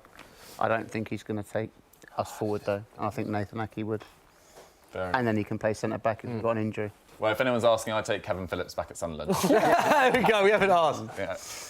Next one. Should we talk about Sunderland? I feel like we've all spoken about our clubs. Well, I don't. Come on. Doubt most people really care, but we lost 2-0 to Lincoln City yesterday, which was an absolute shocker of a result. Can I just say, sorry, you can't see it, but Tony, the floor manager, afterwards went, poor. That's how I feel too, Tony. I know. It's not been a good start to the year. There's lots of pressure on Jack Ross, our manager. There's talk that he might go. But we're so close to going up last year via the playoffs. Just lost to Charlton in the last minute. So it's going to be a difficult season. I hope we'll get in the playoffs again. But we really should be going up with the amount we've spent compared to the rest of the league. It's a bit of an embarrassment. Anyway, back to the Premier League. Also, I'd love Ben Chilwell. Yes. I think he's absolutely brilliant. I saw him linked with Chelsea and Man City this morning. Ben Chilwell's class. I'd love to have Ben Chilwell at Chelsea. Tillemans and Didi Maddison. They've got an unbelievable team. Brendan Rodgers has done such a good job. Such a good job. I think also they were helped that Claude Puel set such a solid base already. Like they knew how to defend really effectively. And Brendan Rodgers seems to have got the most out of Jamie Vardy, whereas Claude Puel seems to struggle to do that. And Leicester have just... Fuchs said, like, his man management is unbelievable. He's just like one of the boys. We love him. We love him. Yeah. Gets on that level. James Ward-Prowse has got a free kick, which worries me. He's very good at it. He's very good at free kicks. We're going to stick with Tubes. Incidentally, still 0-0 in the Man City game. The last time Man City drew 0-0 was a year ago tomorrow. Almost a year to the day against Liverpool. But Tubes, it's a free kick to Southampton. Ward-Prowse is over it. And he struck it. And it's gone over the bar. Get in there. A bit too much, didn't it? That was that Mahrez penalty miss. Yeah, that was that Mahrez. We were there, weren't we? We did a show, didn't we? The football social show, yeah. Go. For a 0-0, me and Kieran were up there for that game. It was difficult to watch. Yeah, we crossed live to you. Yeah, we Sean Goat was on the show. Bottled the question with Gota because Kieran just I asked James if he had a question with Sean Goat. He was so nervous to speak to him. He couldn't speak to him. I was like, Kieran, have a question.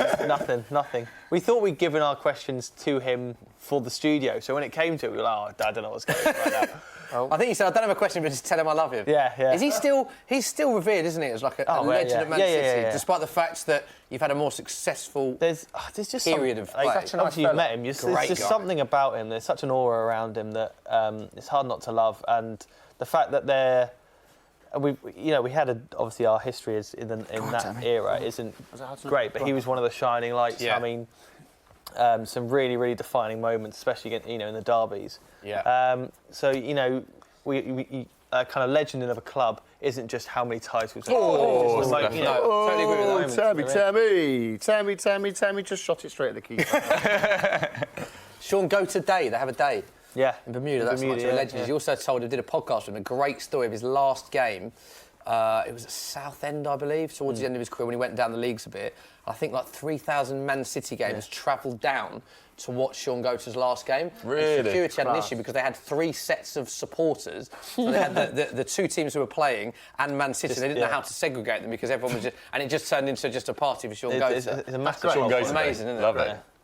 Left an absolute massive impact on our club, and ambassador for it. And he's going to be coming back on the Football Social soon as well. Oh, feed the goat. Dave, let's talk about Arsenal because they've got a chance. Oh, Saka, his movement is so good. He's so technically gifted. Still not clear, though. Still on the box. Tyrone Mings is another player I like at Chelsea. I think he's brilliant. I think Martinelli's coming on. I see him warming up very aggressively. So. Daniel Castle. Speaking of substitutions, Bernardo Silva comes on for Man City. Zinchenko is on as well. Yeah, so we've changed our flanks. We've actually taken Kyle Walker off at half-time for Zinchenko, put Cancelo on the right, and now we're changing Mahrez. Mahrez off, is it? Yeah. Mahrez off, straight swap. We need it because we're really not creating as we usually do. It's just whipped balls in and just hope for the best, and it hasn't looked good at all. Very, very scrappy game, this. I saw what Liverpool fans will be watching this thinking... This could be another big 2-point drop for City. I mean, if we can get a win like they've been getting in their last 2, I'll happily take it. It's such a surprise as well because you've been averaging close to 4 goals a game. It's been a great season in terms of front of goal, but Wolves are one of those teams that... That's 8 points, wouldn't it? It'd be 8 points if you don't get... Yeah, it's huge gap. Saying that, Liverpool did have that last season. It was 7 and had the potential to go to 10, I think. Yeah, 7 to go to 10. You are right about Man City going competitions last season, the most of an English top-flight side in any single season. Top Premier League scores last season, 95 goals. Man City scored 3 or more goals in 17 of 38 Premier League games last season. And, of course, this one beat Watford 8-0. Yeah. But the last 2 times you played Watford was 8-0 and 6-0, wasn't it, in the FA Cup? Yeah. So it's not an issue scoring goals. Although, didn't you draw to Wolves in a League Cup game last season? Yeah, we should have lost That went 0-0, including extra time, didn't it? Because that went last season, it wasn't straight away pens. So they actually were one of the few teams that stopped you scoring, and they're stopping you scoring again today. Yeah, it's a similar story, that game, to this one. Bit of ambition. I would say Wolves are a bogey team for a lot of the top six. They know how to set themselves up for it and frustrate, especially away from home. And they're just... I mean, if this is their oh God, they're through again. If this is their tactic, they've been performing it really really well, and all credit to them. But it's just extremely frustrating for me to watch. We have talked about hair transplants on this show today. How good's David Silva's? Oh yeah. Oh, traitor, the cause tubes, traitor. Oh my, it's unbelievable. I prefer Yeah, it does look good. transplant. Best hair transplant No, Antonio ever. Conte, surely. Did you see it No, before? Townsend. Yeah, no, but that's a wig, isn't it? No, it's not a wig. I It's think all that's real. a wig. David Silva's the king That's of why hair transplants. Townsend had a really good one, didn't he? Townsend did Yeah, as his well. was phenomenal. Yeah. He had a phenomenal. His has come back really thick. Is it a wig? Yeah, no, it's transplant. transplant. Really good. And David Can Beckham's you as well. That looks comment really below good as well. who you think's got? Yeah, let us know in the comment This section. is the important stuff. David Silva, for me, is the king of hair transplants. We do have a question for James, though. Oh God. From Leonard, just Leonard. What have you made of Mahrez in the last few weeks? Obviously, really coming to full. Yeah, he's kind of slowly adapted into the Pep style of play. Obviously, last season was difficult coming into this. It's a very different style of play that we played to Leicester, where he was the main man. And I think it didn't get off to the best start with that penalty miss against Liverpool. I think the Man City fans got on his back. A lot of them were criticising him. A lot of them, until the last few games, still were questioning why he's in the team. And I thought it was a bit unfair. A player like Mahrez is going to come good at some point, and he's just been fantastic individually and with the team as well. We've seen him go from that running down the right-hand side, doing that kind of Robin-esque cutting and just trying to go for the shot, to actually linking the play up extremely well. So obviously it's clicked more, but I'm just loving it at the moment. Yeah, I think only De Bruyne has created more chances per game than him this year. Stats. What a player. I think fair play to him. As you say, difficult start, but seems to have won them over. Should talk about De Bruyne, actually, do we? We have a player that isn't playing today as well. I made a prediction at the very start of the season when we were talking about who's going to be the player of the season. I said if Kevin De Bruyne has an injury-free season, I think he will be player of the season, because I just think he's genius. A lot of great players in the Premier League, but I think if he's injury-free, I think he would be the player that would win player of the season. If he wasn't Why is he not playing today? He's injured again. Is he again? So this is a big issue that he has, isn't it? Yeah, if he wasn't injured last season, he would have been player of the season. He is genuinely one of the best players I've ever seen. The reading of the game is phenomenal. The delivery of the boy, and I just don't understand. I don't understand how you could be that good at football. I just don't understand it. I absolutely love it, and mate, long continue. Yeah. But it looks like, again, in this game that you do miss him a lot. Oh, yeah, 100%. Because we've crossed the ball too many times, and it's just been lumped, where the kind of the low drilled delivery is always on point. And, we're vitally, really, really missing it. I've got another question in. I'm not on my phone, by the way. I'm not texting. I've got the Juice is sending me in questions. I'm not being rude, guys. But Morris50 has asked, City dropping more points, league already over. No. James, you've just talked for quite a while. Tubes, do you reckon this could be, potentially season-defining result if City don't win here? Oh, come on. 8 points. That means Liverpool have got to lose 2 games. Yeah, 3, yeah. Yeah. Liverpool 24 points, Tubes, from 8 played. Man City 16 from 7 played. Season defining, no, but very, very, very tough, yes. I can't see Liverpool losing. Bang! I can't see them losing all season. Well, no, they will. Not 2 or 3 games. I think they've lost one in their last 46. Do you know what I mean? Still got to play Man City twice, though, crucially. True. But 1 in 46. When's, do you know, I'm stitching you up if you don't know, but when's the first meeting? The first of November. No, it is in about 3 weeks' time, isn't it? Because we're doing a football social, aren't we? Yeah. So it's very soon. They're not going to have Laporte back. And I can see the Liverpool's front three absolutely running riot. Yeah, especially with this, Yeah, especially how they play today. Yeah, 100%. Worrying news for Arsenal. David Luiz is down. Is this a serious injury, Dave? What do you think of this? Unai Emery is animated on the touchline? Our left back kind of fell onto him, so he's picked up a little knock. An Arsenal player on an Arsenal player, was it? Yeah, it was a bit stupid. What's his name? Kolasinac. Yep. He went down a bit easy and kind of, because he had a bit of a push and he went down, he kind of fell on David Luiz's ankle. Is he going to be all right to carry on? Oh, here we go. Hope so. Oh, we should have got it back. Need a goal this time, lads. Limping. It looks fine. He looks like he's going to be all right to carry on. He's limping a bit. It was down for quite a while. I think it might be a bit of game management, to be honest. We just need to take the sting out of Bournemouth, because it's just how we play against Watford, where we just can't keep hold of the ball and just seem to go long. Oh, chance for Southampton. Tomori. Played Tomori again. Rapid. He's so quick. I want him starting for England. I don't just want him in the squad. Yeah? Alongside Maguire, Like definitely. Over Tarkowski, over Gomez. I think he's, honestly, that start of the season, he deserves I'll rate Joe Gomez. I think he's... I do as well, but I just think Tomori deserves to start. We should talk about the England announcement. Obviously, the announcement was this week. 2 games coming up. This is, of course, the international break starts after this round of fixtures. Big notable omissions for you.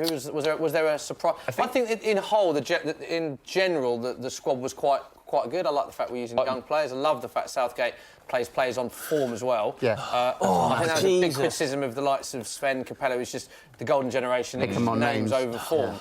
So I love the fact Southgate does that. But were there any omissions for you? Any Sunderland players that you think? Not yet. Well, maybe soon. But yeah, I think the big sort of newsworthy one was Dele Alli not being in the squad. But I think that's probably fair enough on the basis that he hasn't played that much this season. He has had a pretty poor last year, but I do think his role slightly changed from when he first came into the Spurs team, and he gets a lot of unfair criticism on that front as well. Spot on. Because he was just playing just off Kane, and now he plays in a deeper role, he plays off and wide.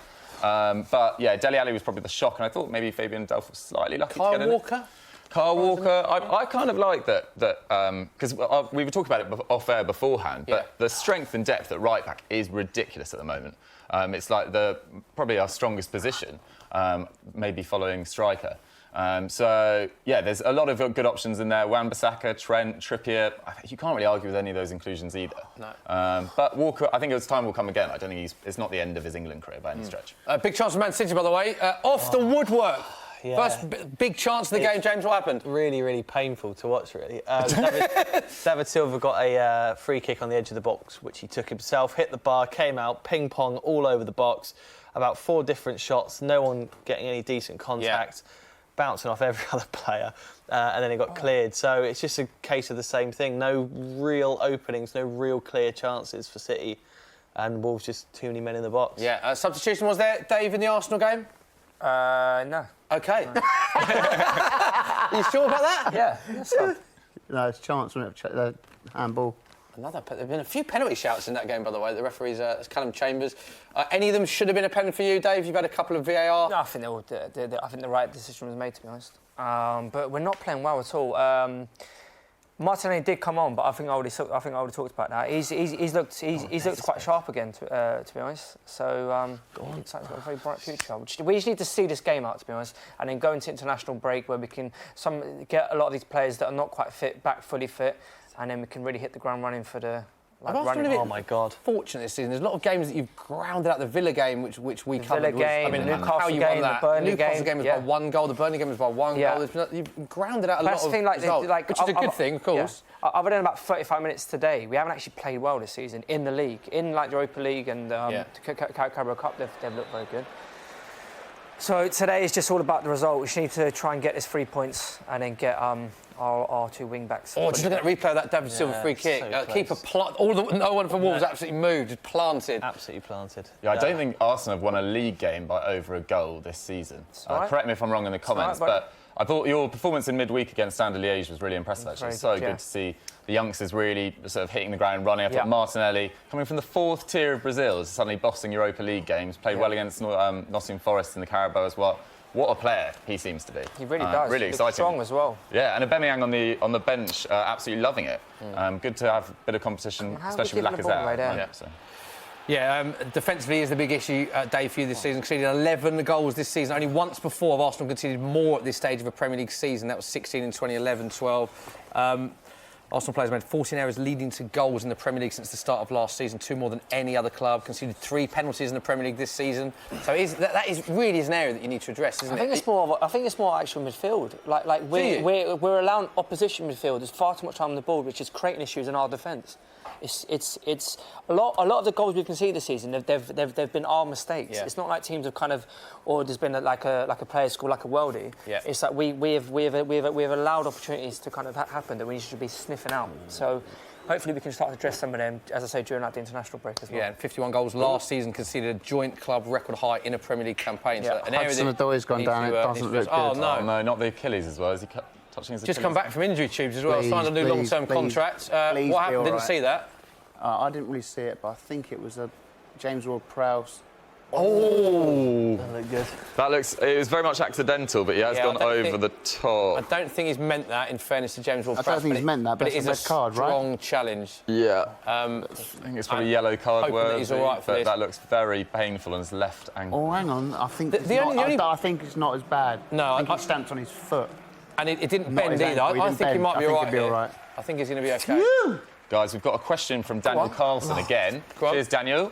Loving it, Daniel, isn't he? Where do Getting you stuck guys in. rank Mr. Eddie Howe amongst other Premier League managers? Very good. Is he around the top 6 managers in the league? What do you guys reckon? I wouldn't say top 6 in the league, but you've got to give him credit for what he's done. He's a Premier League manager, no shadow of a doubt.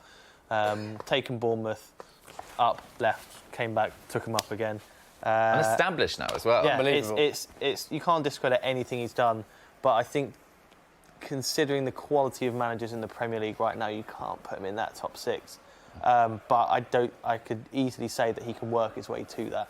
Could you see, I mean, we talked earlier about one of the top 6 managers potentially losing their job this season at some stage. Do you think Eddie Howe would be ready to step into an Arsenal or a Man United or a Spurs or I something do. like that?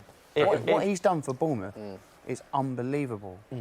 When he became manager, Tubes, for the first time, of course, because he went to Burnley and came back. First time, December 2008, Bournemouth was second from bottom in League Two and 7 points from safety. I mean, that is some impressive record. I think he could step into an Arsenal or Man United. Would Man United employ him? I don't think so. I think they'll look for a big name again. Not saying that he's not a big name, but not big enough for Man United, I don't think.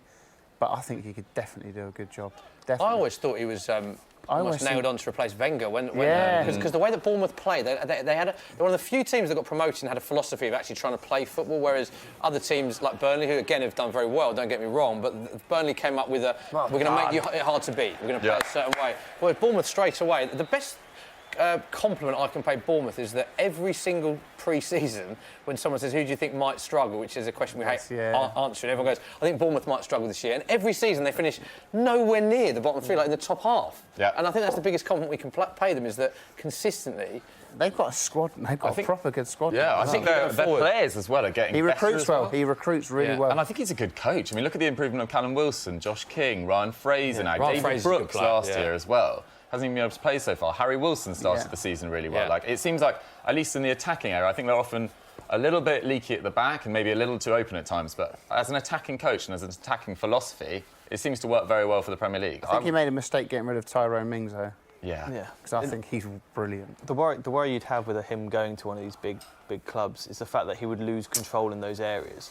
And I mean, it's very different managing a top 6 club, and you'd hope when he does go there, he has the control that he wants, because the recruitment, every part of his managerial kind of job so far, he's ticked every box. Yeah, true. So that would be my only concern if he did move.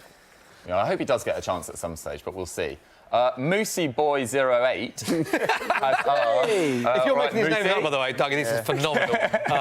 who do you think will finish higher, Arsenal, Spurs or Chelsea? We've got the perfect 3 people to ask. On current form, Chelsea. I agree. Jacko, are you going to argue with that? I think Arsenal. Fair. I'm saying that is I think we've got 3 very, very important players to come back in, which is Kieran Tierney, Hector Bellerin and Alexandre Lacazette. I think them 3 players improved this team by a massive amount.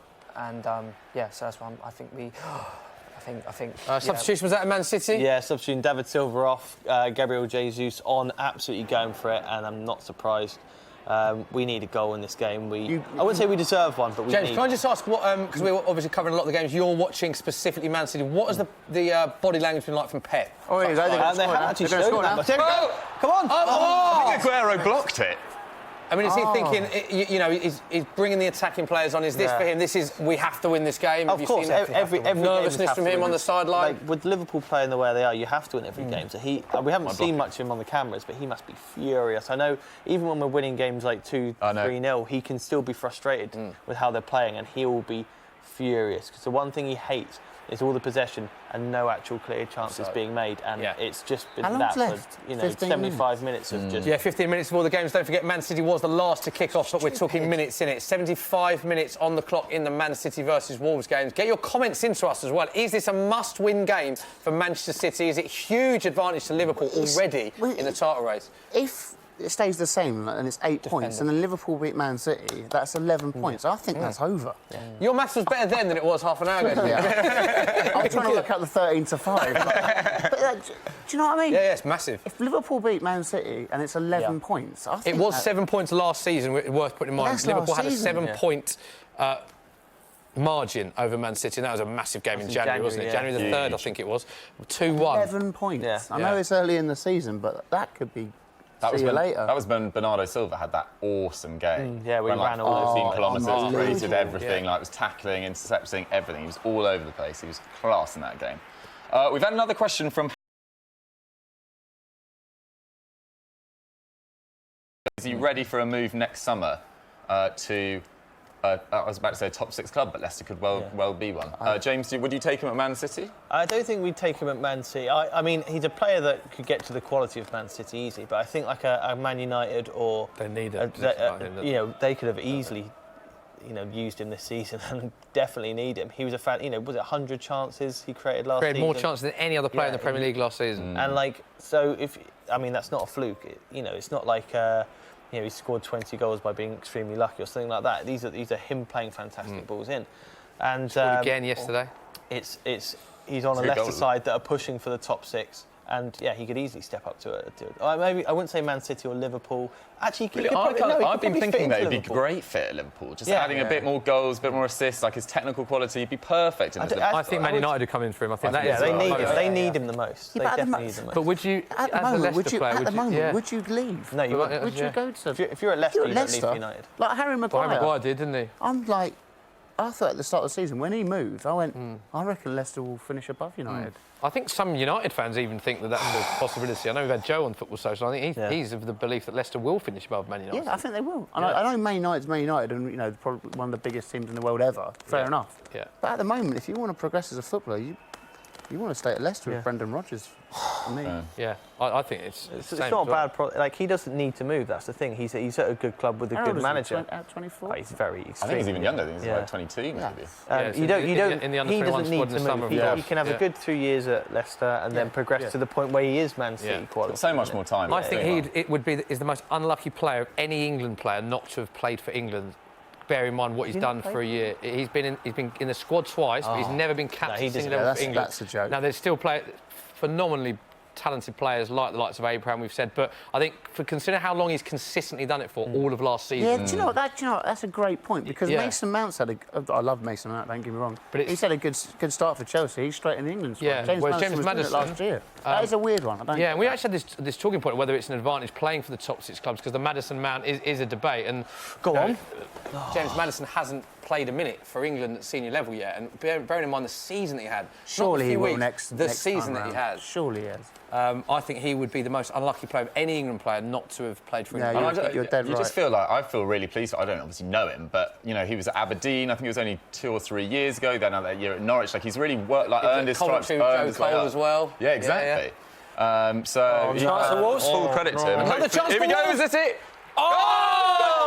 Wolverhampton Wanderers take the lead at the Etihad. Adama Traore, James Wayne. It's all gone wrong for Man City. It's not even Willy Bolly. Yeah, I mean, they deserve it. They've done exactly what they've been doing this whole game, defending really, really tight and pouncing on the counter, and it's finally caught up with us. Massive. Huge goal in the title race. Adama Traore. Big goal in the title race. Wolves' best player so far this season, Adama Traore, by a distance. And looks like you just got caught out completely on the break. What happened, Jimbo? Yeah. It's just a big ball. I think he sits down. I don't know if it's Otamendi. Probably Otamendi. Oh Absolutely sits him down. Oh, He wow. always What goes a pass, to by the way. ground. We saw that in the first half. He always goes Otamendi going to ground. It's always his feet problem. here, Tubes. You don't need to go to ground. Can we there. give some credit to that pass as well? Yeah. The weight of that was incredible. I mean, full credit to Jimenez for the run and It was Dylan coming. Fury. It's a great finish, don't but get- the defending, abject. Awful. Since Absolutely promotion, awful. Wolverhampton Wanderers have 17 points from 14 games against the big six sides, beat Chelsea, Tottenham, Arsenal and Man United last season. They also knocked Man United out of the FA Cup. Of course, they drew to Man City last season. They're currently beating Man City. They know how to play against the big I boys. think the last time we lost them in the league was like 2003. So this is a big one to lose. People are talking about Man City getting a defender in January. It'd be too late at this rate. Yeah. Seriously, they walked through the defence again. Liverpool will be licking their Liverpool lips. fans, get involved in the stream. Let us know what you're thinking. Get involved to Doogie. How are people reacting to these goals, Doogie? They are incredibly incredibly exciting. Haroon Nadeem says City are bottlers. Sajid Raja says, what a pity. We've played awfully. That's very Back-to-back Foxy champions, Music isn't it? says, come on, Wolves. Pokerface says, yes, Wolves. So lots of credit to Wolves for that goal, but City falling apart at the back. I mean, can we just say one thing though? Man City are bottlers. Yeah, that is what I think that is the most overused phrase in football. It's What- now whenever anyone loses think we any should ban game, it, they're yeah. bottling it. It's like we're going for this now. We're not It's going to be a messing great about. last 5 minutes in the City game. Chris Wait for the DeSante four said goals. Liverpool just won the league. I think you're getting a little ahead of yourself, Chris. So what's but, it? 9 points now. what is it now? It's the It's same. When was the last time Man City lost at home? It must be like years ago No, in the league. there is currently an 8-point difference points now. now, yeah, so yeah. with this, they'll be on the same points. Oh my God. Interestingly, Man City still have a better goal difference because you know that they do tend to. I thought it was 8. I 7-0. thought it was 8 points if they got a draw. No, because they played. 24 yesterday. points from 8 played Liverpool. Man City currently 16 points from 7 played, so they will stay on 16. Where did get it in. Chelsea go fourth, didn't they? If we win this. Chelsea on 11 points currently with a France win. and That will Bournemouth. take them 14, which will be equal with Crystal Palace, Leicester, third, fourth. Crystal Palace as well got to talk about. Good. Although they lost 4-0 to Spurs. Other than that, Absolute it's Roy the boy. been a good start to Crystal Palace. different end of the table, but or different side, Chelsea I go should say, to fifth with City this and win, Liverpool. Chiefs. But Matthew Baker has said, have we underestimated Sheffield United this season? And just while you guys are having a think about that, I've got to say that I definitely did. I did my predictions on Twitter before the season. I actually put them 20th. How wrong was I? I think Sheffield United, a great side. They really know the way they're playing. Very tough to beat. I think Chris Wilder has done an incredible I was just job about to since say he's that taken Chris over. Wilder is the man. And do Full you know what I credit love to him. about Chris Wilder? Is he just says what he thinks. Yeah. He Yeah, just he goes, does, no, we're absolutely... Who was that? Was that Xhaka again? For goodness, Like he's after- so bad. Let's talk about Xhaka, Dave. What happened there, mate? Well, he's supposed to be our midfield anchor, and he's just misjudged He's the your ball. captain. He's atrocious. He's the captain. Hang on a minute. You said he was good. He's not good. He's not bad earlier. What, it's just You've come- changed from, like, I don't know about captain. That is an Arsenal fan's opinion, isn't it? I just Wenger in, Wenger out, in, out, shake it all about. What day is it? Wednesday, he's out. Emery out. Oh, my God. Shaka out. Shaka I don't know if you guys. Shaka There's a can't. replay, but it's ridiculous. Dave, we've got to talk to you actually because Arsenal are under the cosh. They Still are. 1-0. Are you going to grind out another victory? So you seem to be. I have to give you credit. You've been grinding out results all season. It looks like you might grind out another result today. Let's hope we do. Let's hope we do. But it's another game where we haven't played well again, and that's I think, you know, we were talking during the stream, like that's one of the frustrations with Unai Emery, like we're not playing well. But then, right, if you're winning, I don't care. Yes, but exactly. but like there You have kind of comes a point, right, where you need to. Got lucky in a lot of matches We so have, far. we really have, And I we think really it looks like you're. I mean, there's only 5 minutes left. It looks like Arsenal are going to hold on for all 3 points, which should be a big 3 points. It'll be a massive 3 points, Smithy. Guys, we've got a question from Xander Koch, who wants to know who's everyone's captain in fantasy football.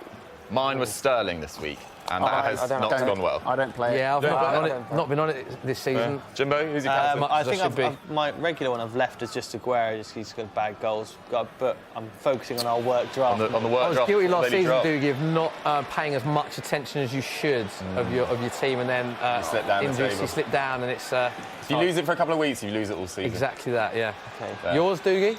Mine was Sterling for this Sterling, week. of course it was, Sterling. It's normally De Bruyne, but he's obviously injured. But hopefully coming back after the international break, and it looks like City really need him. Yeah, they've looked... By the way, he looks at James and he said that. I eyeballed him straight away. They do. No, They it's- do need him. Yeah. He's the Penalty best player. appeal, was that a penalty appeal for Man City? No, it's no, very no, soft, no, isn't no, it? no. Not given, correct decision, we think. How much do you think this is about Vince and company leaving? I do think this game has definitely shown that we have Our captain is David Silva, and I don't know how vocal he is on the pitch. I never really see him yelling at other players. It's been passed to Fernandinho now, who I see as a bit more of a captain's role. But when you have a captain like Vincent Kompany, like John Terry, when they leave, That's what we're talking about Van Dijk earlier, weren't we? He used to organise the whole thing. It just looks like there's the organisation. And I don't really know what to do in a situation like this. There would be somebody to calm down, lads. Maybe not calm down, but even grab him by the scruff of the neck and tell him what to do. Yeah. Especially Otamendi, who's so rash, and most of their counter-attacks have come from Otamendi being rash. And I don't know if Fernandinho's grabbed him by the neck, just said, calm down, think about what you're doing before you do it. And we haven't got really any players like that who, on the similar level to Vincent Kompany. So it's definitely given us. I think leadership skills are massive. Yeah, totally agree, mate. John Terry was a lot of talking about Van Dijk earlier. Van Dijk. And it's what you notice. I also noticed in that Champions League campaign, De Ligt, when I went to I love going to a game and watching what happens off the ball, just because it's something wasn't not always privy to. proper And De Ligt was, I think he was 18 at the time. Yeah. He was just screaming and commanding that line, similar to Van Dijk. And then at the end, when because Ajax won the first leg against Spurs, 1-0. Yeah, he said, right, we're all going over to applaud the away fans. It was something that, as an 18-year-old, you're just thinking, wow. Did you see his speech on the megaphone? Take the megaphone. I love this club. Then he went to Juventus, but it was amazing, wasn't it? Amazing. Yeah, it was absolutely. Interestingly, Dougie, the team news is in for Newcastle against Man United. Huge game for both managers. Newcastle, Man United is live on Sky straight after this. Make sure you check that match out. Dubravka, Yedlin, Shah, Lascelles, Clark, Willems, Almiron, Longstaff, Almiron, Longstaff, Saint-Maximin and Joel Linton. Man United, De Gea, Dalot, Tuanzebe, Maguire, Young. Then they play with Fred and McTominay, Pereira, Mata, James in behind Rashford. So it looks like that'd be a 4-2-3-1 or 4-3-3 they're playing, but Rashford starts. What have we made of Rashford, people? I think this was the year that we were just...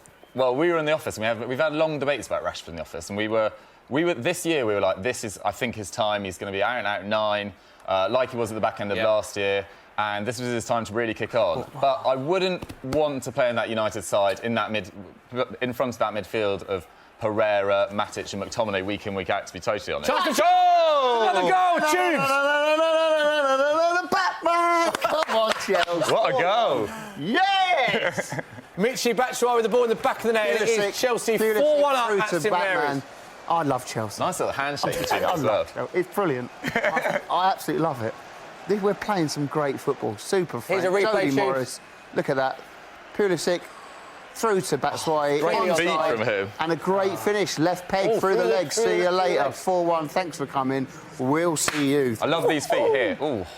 So we're into the 88th minute. Just a reminder of the scores. It's Southampton 1, Chelsea 4. Danny Ings for Southampton. Result. Goals from Tammy Abraham, Mason Mount and Golo Conte. And now Michy Batshuayi on the score sheet for Chelsea. Arsenal 1-0 against Bournemouth. David Luiz off just 9 minutes.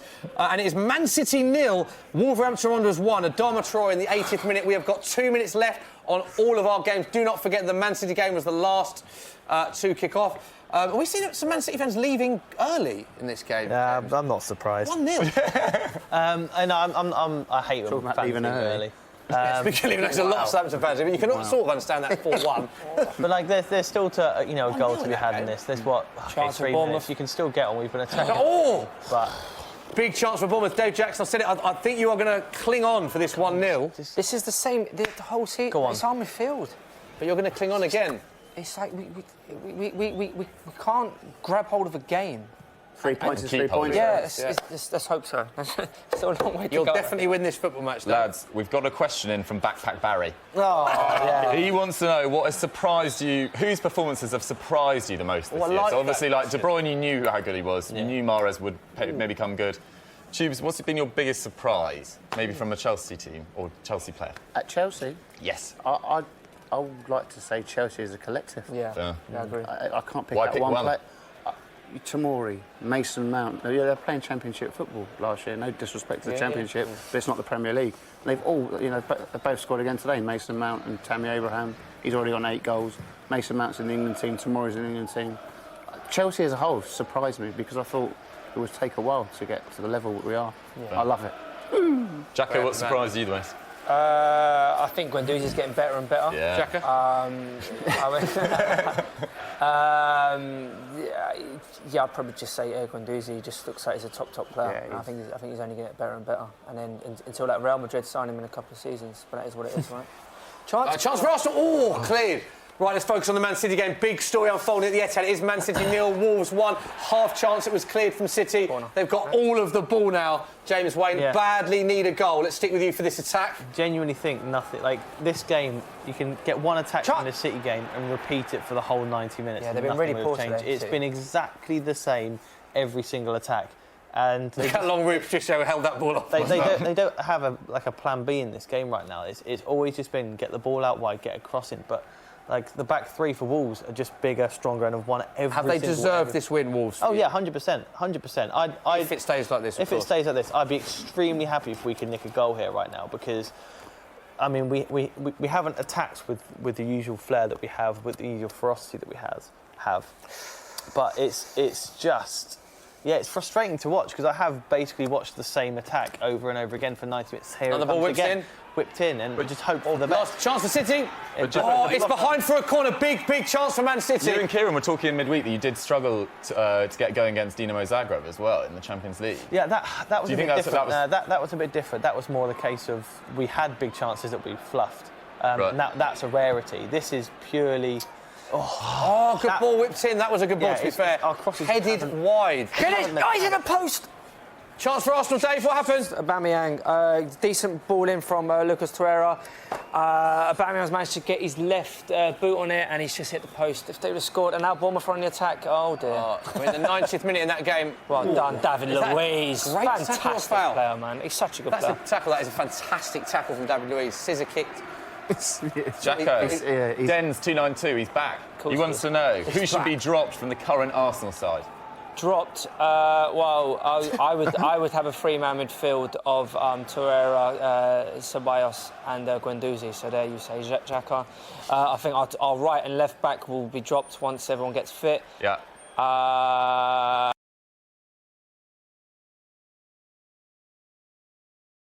I think when Lacazette gets fit, I reckon Chelsea maybe Pepe. finished 4-1. What a performance. If the match stays like this, by the way, at the Etihad, it's still playing. It'll be the first time that Man City have lost without scoring since March 2016. Pep out. At home, that is, against Man United. And the full-time whistle has gone. We can bring in the scenes from St Mary's. Good day at the office for Chelsea, for Tubes' Chelsea.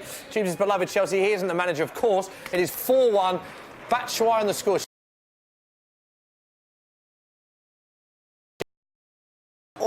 Chance for Man City, it's gone wide. It's all action. The other two games are still going on. Man City is still losing, and there's a chance for Bournemouth whipped in. Surely that's the last chance of the game. It looks like Arsenal are going to cling on. Come on, it's Aguero in that. Come on, let's get some late drama. Same Connor Cody. Come on. Here we go. He's on Martinelli. Aubameyang. Yeah. Just stride. Chance for Arsenal now, straight down the other end. Aubameyang. Oh, that's poor. It's over the corner. Get him out. Free kick to Bournemouth. Surely we're minutes away. We're in the 93rd minute. How long was left? Not slowing it Last down minute of yet. injury time, Dave. 4 minutes. Yes! That is the full-time whistle. That is a massive... on again. That is a massive, massive Arsenal 1, points. Bournemouth 0. David Luiz on the score sheet for after 9 minutes. Massive. That is a tremendous 3 points. You can see the players are embracing David Luiz smile. Arsenal know they've got away with one. Chance for one! Here we go! Chance for Looking. 2-0 up against Manchester City. Adama at the double. It's a carbon copy of the first goal, James Wayne. I just love to see... Adama Traore again, 1-on-1. I'm not coming back on this. What has gone wrong at Man City? As I said, it was a carbon copy of... we've had exactly the same attacks. They've had exactly the same attacks. Adama Traore has been moved from a wing-back position into the central role in the second half. It's exactly the same. He's just got 2 goals. It's terrible. weird. You cursed yourself when you said Willy Bolly first goal. I was just trying to be fun. I was just trying to be fun. No, he's going that way as well, the way he opens his body up. Oh, no. Very good goals. It's incredible how identical these 2 goals are. We do deserve it, though. If I was a Wolves fan, the inconsistency is phenomenal. No club more inconsistent. I've got a mate who's going to the teams they beat rinse last season, the teams they lost to, then they lost to all of the bottom... At one point, they lost to all of the bottom 3 and beaten the current top 3 at one point in the season. Strange as well was obviously Wolves. They played away in Turkey. Look at the scenes of Nuno Nuno as well. They're going crazy on the touchline.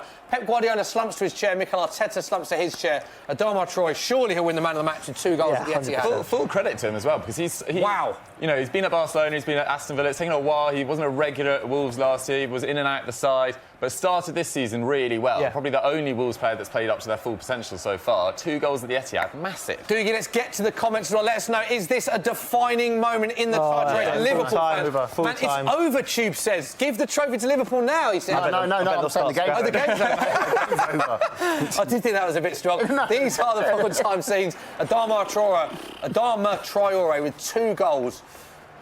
Absolutely rapid. We know he's one of the quickest players in the Premier League. He showed his pace, showed his finishing as well. Has to be said, that is a part of his game that many pundits have criticised. We know how quick he is, but his final product cannot be questioned today. 2 fantastic goals. Surely the man of the match. Nuno rejoicing with his coaching staff. James Wayne, we have to come to you though. Yeah. Big problems for Man City. I say big problems, not really when you consider other teams, but it's obvious. Drops more points. It's a big problem when you're playing at that level. That good. The fact that And look how many empty seats there are.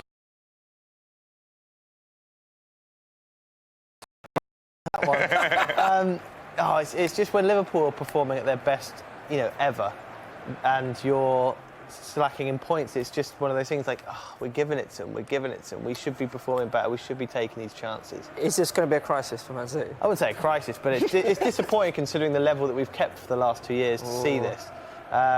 I'm not going to put too much on it because we have performed so well over these past I mean, you can't complain as a Man City fan. Look at these scenes. That's unbelievable. Would you want to see Garcia or what's his name, Harwood Bellis come in for Otamendi next game? I thought Otamendi was something. I mean, the fans rejoicing at the Etihad. That partnership of Otamendi and Fernandinho isn't going to work. And we've got a real crisis. This, if anything, has shown that it's not just like, we've got a little bit of a problem. This is a crisis in centre back. And I would love to see one of those 2 youngsters come in if they can give some leadership qualities. Otamendi has been awful today, absolutely awful. They should have. You could really argue they should have won more. Yeah, by more because in the first, I agree. Had 3 extremely good chances in the first half that they. If Adama Traore was on that, probably would have finished because he's been 2 chances, 2 goals. So Great scenes at the Etihad. Not a single Wolves fan has left the stadium. Look at that away end. Home end is flooded out. They're already on the streets of Manchester, but no Wolves fan has left. Nuno, there he is. Look, punch in the air. Go on, Nuno. Celebrate. And the fans are going absolutely crazy. Tubes, you've met and interviewed Nuno. He will be buzzing with that result. He's very scary. Most scary man you've met? Most intense, I think. I mean, Mourinho was fun, but then he was playing around with it. Nuno was just... No joke, Nuno. I like the no joke Nuno. I might catch on, but he is Let's get that. But apparently, to be fair to him, apparently he's completely different with the players. Apparently he's a right laugh. And great guy. Jacko, we've got a question from the African Star Traveller. How did the Gunners perform today? Not great. Really? It's been the same pattern the whole of the season. We need to find ways of controlling games, but we're winning. But overperforming, I would say, more than any Premier League team in terms of the amount of games you've grounded out. Yeah. Another victory, and this is what it means. What does it mean to the table? What does it mean to the table, So, you are the boys! To the top of the table. What reading that makes for Liverpool fans, it could not be any better. 24 points from 8 played. That is maximum points after 8 played, Tubes, because 8 times 3 is 24 with your maths. Plus 14. Man City, they've still a phenomenal goal difference, plus 18. Arsenal up to 3rd. Leicester 4th, Chelsea 5th.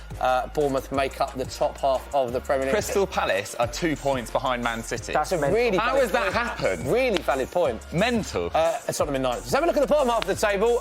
Doesn't make for great reading if you are a Watford fan. Minus 16 goal difference. 3 points from 8, and it is a huge game for Newcastle and Man United. Both teams in the bottom up. Man United in 12th. Massive, massive game. Not just for Steve Bruce, but also for Ole Gunnar Solskjaer. Norwich make up the bottom 3. Wow. OK, so, guys, who will be the most happy out of Dave and Tubes? Surely Tubes, I think you win it of the day in terms of performance. Away from home. Winner of the day, Tubes. Yeah, I mean... Tubes is the winner? You'd expect Arsenal to beat Bournemouth at home. Yeah.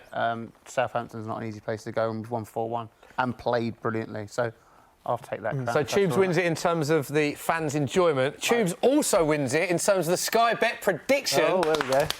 Seamless link. So, James, volleyed first goal, didn't score, and Man City 4-1. I mean, you couldn't be more wrong there. Dave, Arsenal did win, but said 3-1, didn't happen to Aubameyang. Not on the score sheet today. No. Quite by his standards, but Arsenal got the job done. That's what matters.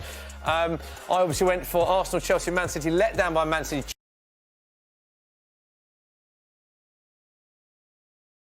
Good bets with Sky Bet. So, those were the outcomes. Congratulations to Tube. Let's go to Social Corner. We have to talk Man City. That is the big story of the day. Yeah, we do. Rui Newman has asked about 50,000 times. Are Man City still going to finish in the top 2, James? Yeah. It's behind. Nah, Imagine Palace. That'd be unreal, wouldn't it? This right now is our, hopefully our worst point in the season. We've got loads of injuries. We're still trying to adjust to those injuries. Once some of the key players come back, I mean, Laporte's injury isn't as bad as we first thought. I think he's coming in around kind of February, not because we thought it'd be the whole season. So that's better that he's actually going to be playing some of the season. And John Stones will come back. So right now it's a really, really bad stage in our season. Like Kevin De Bruyne not being in. So we should be in the top 2. No shadow. You will 100% be in the top 2. Yeah. James, what would you rather, winning the Champions League or Premier League? Because I would always imagine a Man City fan would rather win the Champions League because they haven't won it. But a lot of Man City fans, we know the relationship they have with UEFA and things, and they always say it's the Premier League. As a Man City fan, what would you rather win? I'd rather win the Champions League, but I think it's more impressive winning the Premier League, personally. Oh, yeah, totally agree. Because it's not just, I mean, I can't do the maths right now, but there's obviously a longer period in the season than there is for the Champions League. It's 13 games in the Champions League. 13 games, you're playing a lot less, and you can have a team that are set up for cup competitions better than league competitions, and the fact that we are winning other trophies as well as the league, I just think is phenomenal. But if I was to win just to complete the set, obviously I'd say the Champions League because it's the stick that we're getting beaten with at the minute. But I do think the Premier League's more impressive to win. It is the big story of the day, Man City losing to Wolves. Guys, we've got to get your prediction now. Then right now, if I'm pressing you for who you think will win the league, who are you going for, Doogie? It does feel like this is Liverpool's... This is the year that Liverpool should do it and could do it, but more so than last year. I think they're playing better than they were last year, at least going forward. But I'm still going to go Man City. And what did you say at the start of the season? You said Man City I said Man City at the start of the season. I still think when Laporte comes back in January, they've got Sane to come back in February. If they're within 5 to 8 points, I can see Man City still doing it. They always finish exceptionally well. They won that amazing run last year. I wouldn't back them to do it again, personally. James, it's got to be within that distance. Who did you say at the start as well, and who do you think now to win the league? I didn't say anyone at the start. Okay. I wasn't asked the question. Clever way around that. But I'd say Liverpool now. Liverpool now? Yeah. I mean, now it's 8 points. They haven't got Laporte coming back until February. I think January, a transfer window is obviously in January. And there's do you know what I mean? Yeah. There's November and December to play. And that Christmas period, I think in that Christmas period it could be over. Because there's so many games come thick and fast. And if Man City don't pick up in defence, I think Liverpool win it. I also think this is Liverpool's year, James. I think Liverpool are going to win the Premier League this season.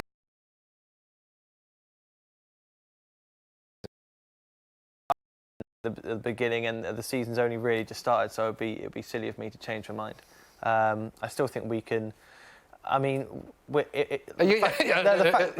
a bit worried. Of course, I'm worried, but the fact that we've got this squad and we've got some injuries in, we should be able to cope with it. We should be able to push on. This should be a lesson, but I don't think it's out of our reach. It wasn't before, and we could easily still pull it back.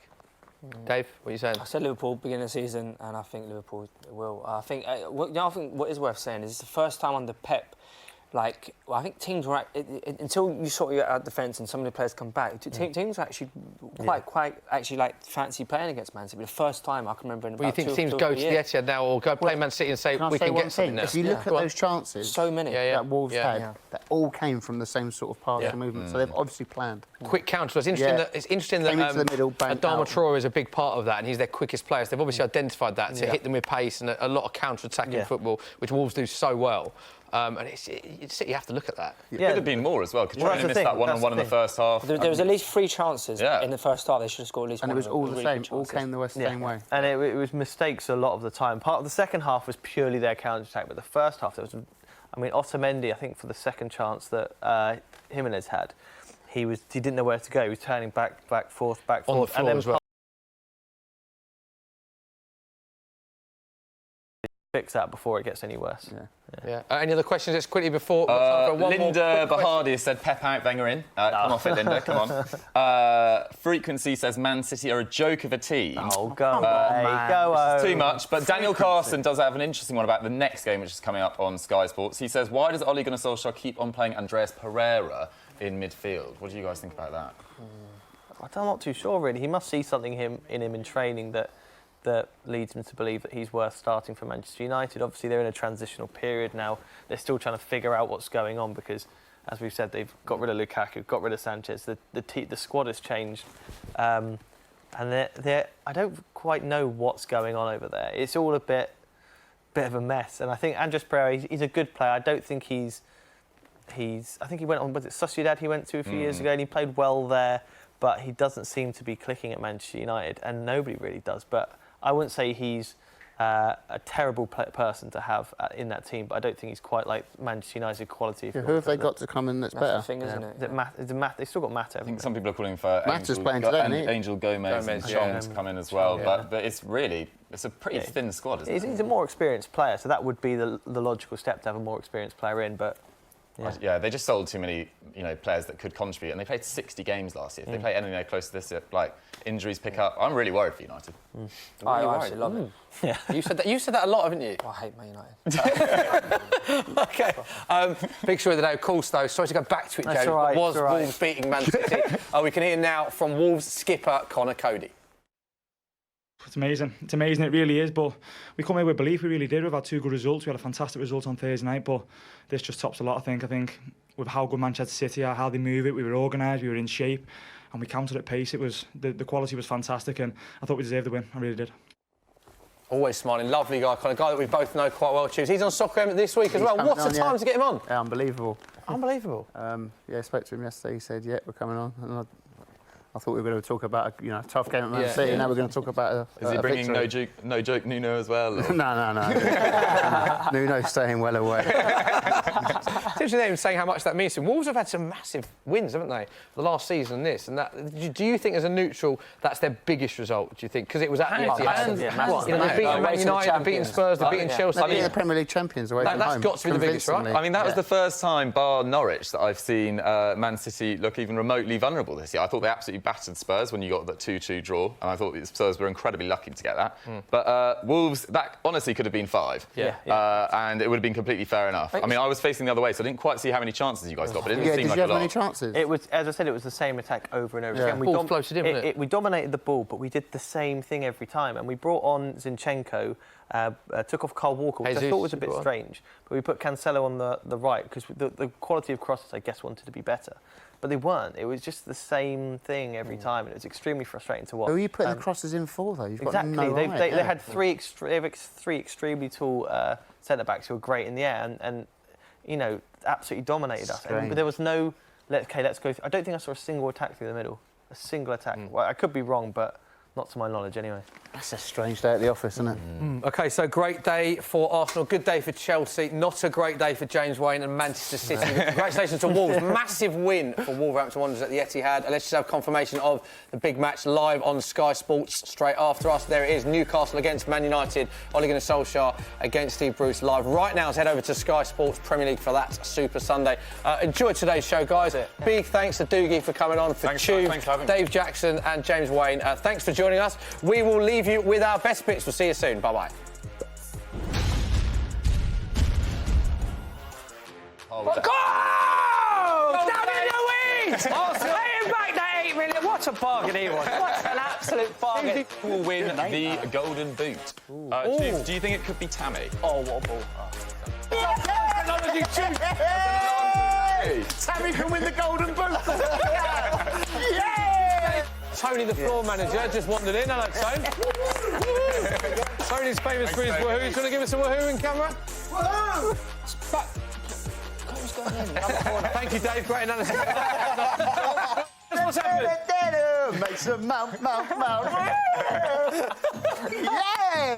Don't understand how you could be that good at football. I just don't understand it. Can you describe this goal in detail for me, please, my friend? No. Hello. Danny Ings scored. Wolverhampton Wolverhampton Wanderers take the lead at the Etihad. Adama Traore, James Wayne. It's all gone wrong for Man City. It's not even Willy Bolly. Come on, Chelsea.